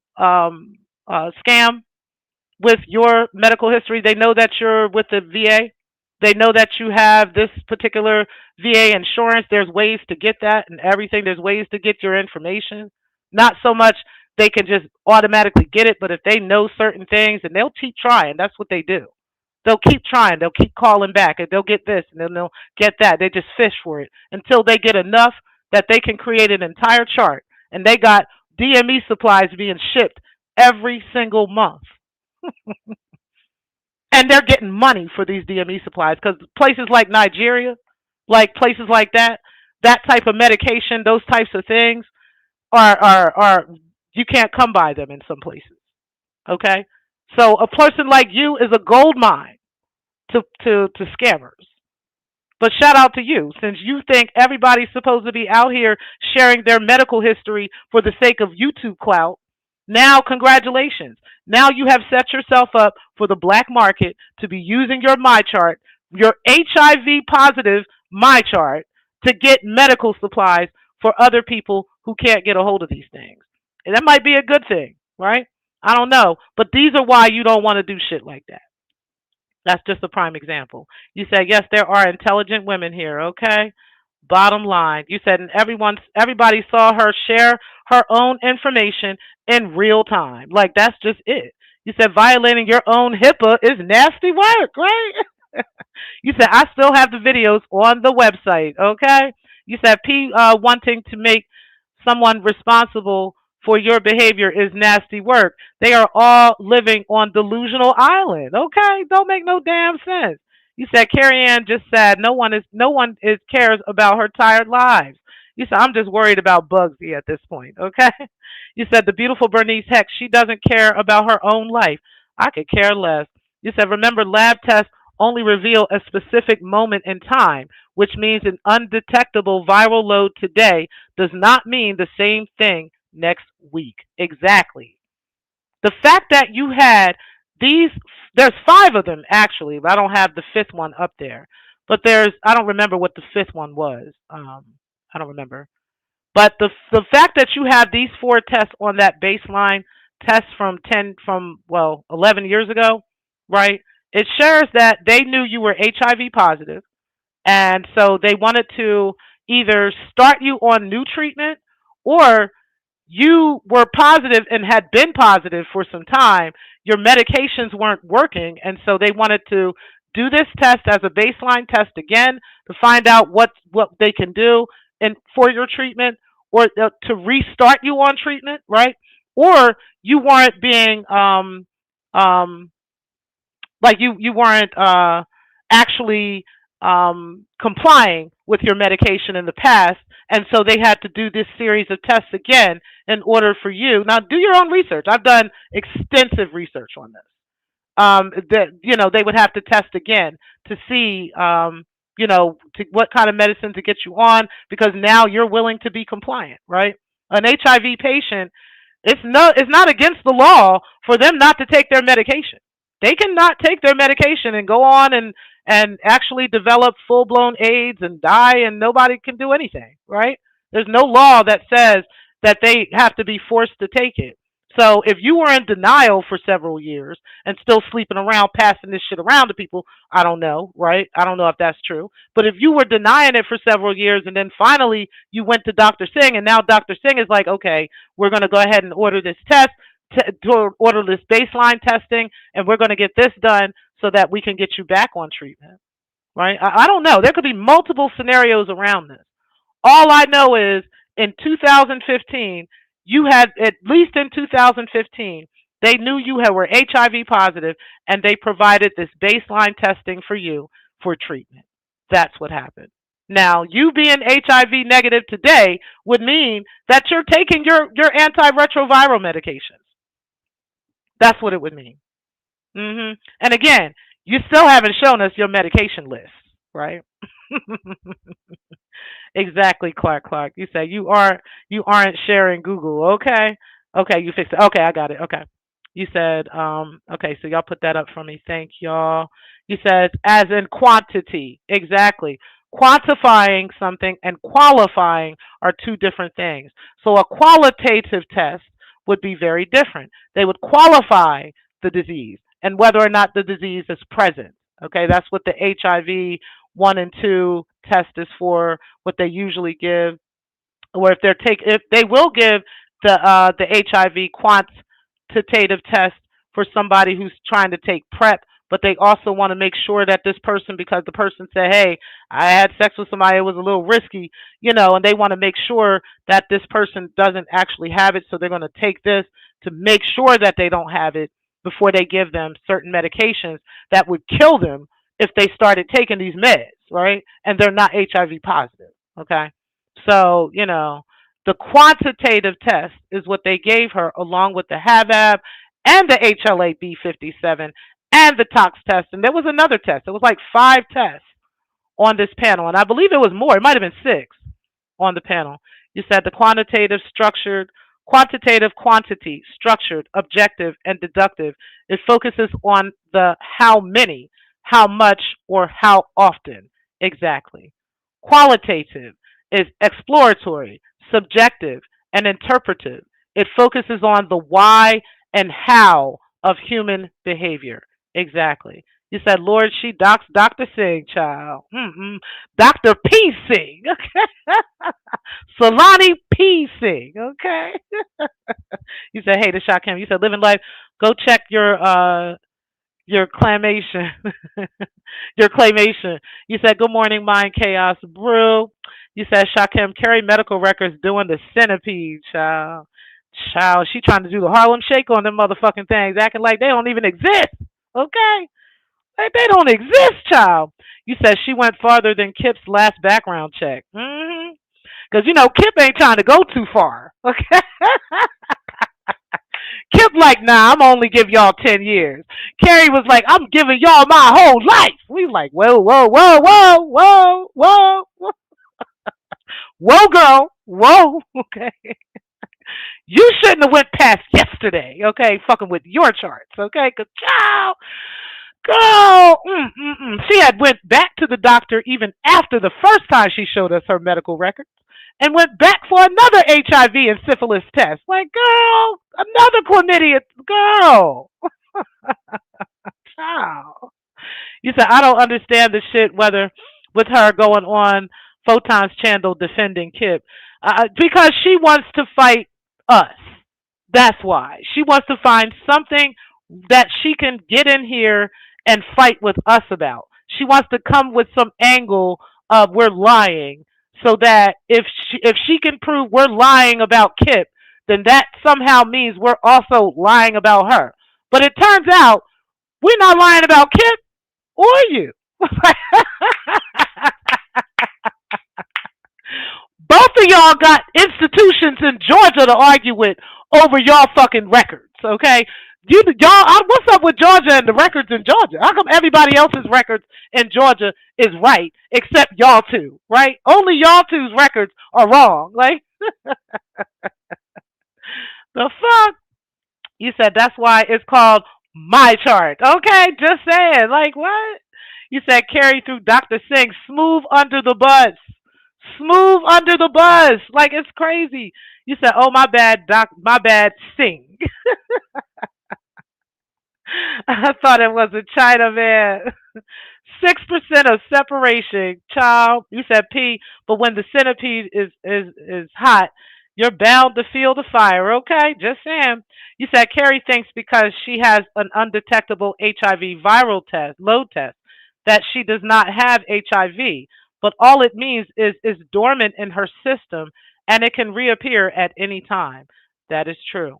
Now, I do know that and I've done a lot of research on this, probably because of this situation, right? This situation here is what really made me do deep dives into this, right? I do know that eventually, at some point, what a lot of HIV patients have experienced, that their medications stop working. So they'll have to start taking another set of medications or whatever. At some point, also, some of them just don't want to keep doing that, right? And they'll just let it go, right? Or whatever. But so it's a tough situation to be in. I can only imagine being in a situation like that. And I want to make it clear that I don't think that shit's funny at all. I don't think it's I'm actually really sad for you, Carrie. To be honest, I'm really disturbed by what you've gone through and what you've experienced. I don't know how this happened to you or anything, and it's not my business how it happened to you. It wasn't our business that you have it, right? But it's the fact that you were out here trying to tell people I have these loathsome diseases and all these loathsome problems, and then trying to prove it by showing your own my chart, right? Trying to prove that you're better than me by showing your my chart, and just to prove that you actually have one of the worst diseases that anybody could ever have. And it's a disease that you'll never get rid of. You might be treatable, it might be suppressible, but you'll always have it, you know? To find out that you have that is phenomenal. Like it's crazy that, that you would try that. And, it turns out you were projecting that whole time on me for no reason. Literally for no reason. I just walked away from you. That was it. I just didn't want anything to do with you. Like it had nothing else. I had no ill will. I wasn't trying to set you up with anything. I don't know what I would be setting you up for. Nobody's even talking about you. You know what I'm saying? But at the end of the day, what you ain't going to do is be out here telling people that this is my life and you showed us this is yours. So, it is what it is. You be mad at me all day long. You say, yo, laughing my ass off, child. You say her doctor has a legal obligation to flag her medical records for other medical professionals to her status. You know what? If they knew about it, they probably would, right? They probably would. You said, well, okay, I see what you're saying. Like they have to flag the records for the other medical records to know that she does have HIV. Okay, I see what you're saying. You said it's nothing, very affordable. Okay, how come I haven't been sued yet? Like, what's going on? You said, and she's the educator. Our kid is in trouble. Okay, it don't make no sense. All right, so I just wanted to share that with y'all because again, we're not going to be sitting up here calling me a liar and saying that I made up these things about Carrie Ann and that, I'm lying on her medical history, that I'm projecting her medical history onto, my medical history onto hers and all these other crazy things. At the end of the day, Carrie, I'm saying it again today. Today is May the 3rd, 2026. You have until May the 3rd, 2028, okay, from today. According to your medical records, Tanisha Price in Delaware, am saying that Carrie Ann Wilson of Atlanta, Georgia, has HIV, and she had HIV at least since 2015. She may be coming up negative on a standard HIV test today because she currently takes antiretroviral medication, which according to her medical charts, and according to what she told us, according to some emails she showed us, that she admitted to taking Truvada. And Truvada is, in fact, and can be used to treat HIV, right, as part of a combination antiretroviral therapy or ART regimen in adults and children. But it must be taken with other HIV medications, not by itself to control the virus, but it is also widely used as PrEP to prevent HIV in HIV negative individuals at risk. Keep in mind, the email that is still on don'tplaywithit.com shows that the email even said you hadn't had an HIV negative test in order for them to prescribe it to you. That is what your email said, right? So, ma'am, again, ain't nobody lying on you. Nobody's making up a damn thing about you. This is what your my chart says. And the only person that you have a fight with in this is Dr. Sulani P. Singh at the Georgia VA office. Okay? That's the only person you need to go fight this about, this HIV quantitative test. RT-PCR, the HVAB total, the HLA B5701 typing test for a Bacavir medication, which is an HIV medication, and the Tox AB test, and that other test that was on there. Okay? That baseline test that your doctor prescribed for you, right? The combination of these tests, right? Let's do it again. Is a baseline panel for someone newly diagnosed or starting a new regimen to guide therapy as well as manage co-infection risks. And this, again, information can be found on the National Library of Medicine. This is an official United States government website. And it even tells you how to know it's an official government website. This is not T. Pre's website. This is not I'm making this up. This is not Raw B's website. This is not AI. We have put the link in the chat for you to click yourself and look at. Okay? Ain't nobody making up shit on you, Carrie. That's unfortunate for you. But honey, the next time you will stop trying to be out here trying to grandstand on other bitches. You will stop being out here trying to compare yourself to other women. You will stop being out here trying to be in competition with people that's not in competition with you, okay? With people that you cannot compare with, people you cannot compete with, okay? And you will go and get your fucking life together. You know that business thing that I told you about with Arise? You need to go do that shit, right? You know that thing I told you about being a tutor for students who trying to learn English? You need to go fucking do that shit. You understand? I don't know what the fuck, this whole thing right here, fighting on behalf of Kip, that shit's gonna get you fucked up every motherfucking time, okay? I'm just saying. And don't put me in it.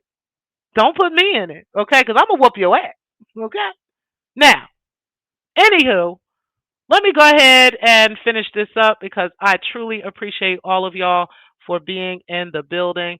Okay, you said Carrie was dragging Kip's son, so though I see why she was taking down her lives. Okay, exactly. You said I've heard her drag him several times. Absolutely. You said I was hoping she was going to travel and teach English. I told her. You know, I mean, I'm sure she could do that, right?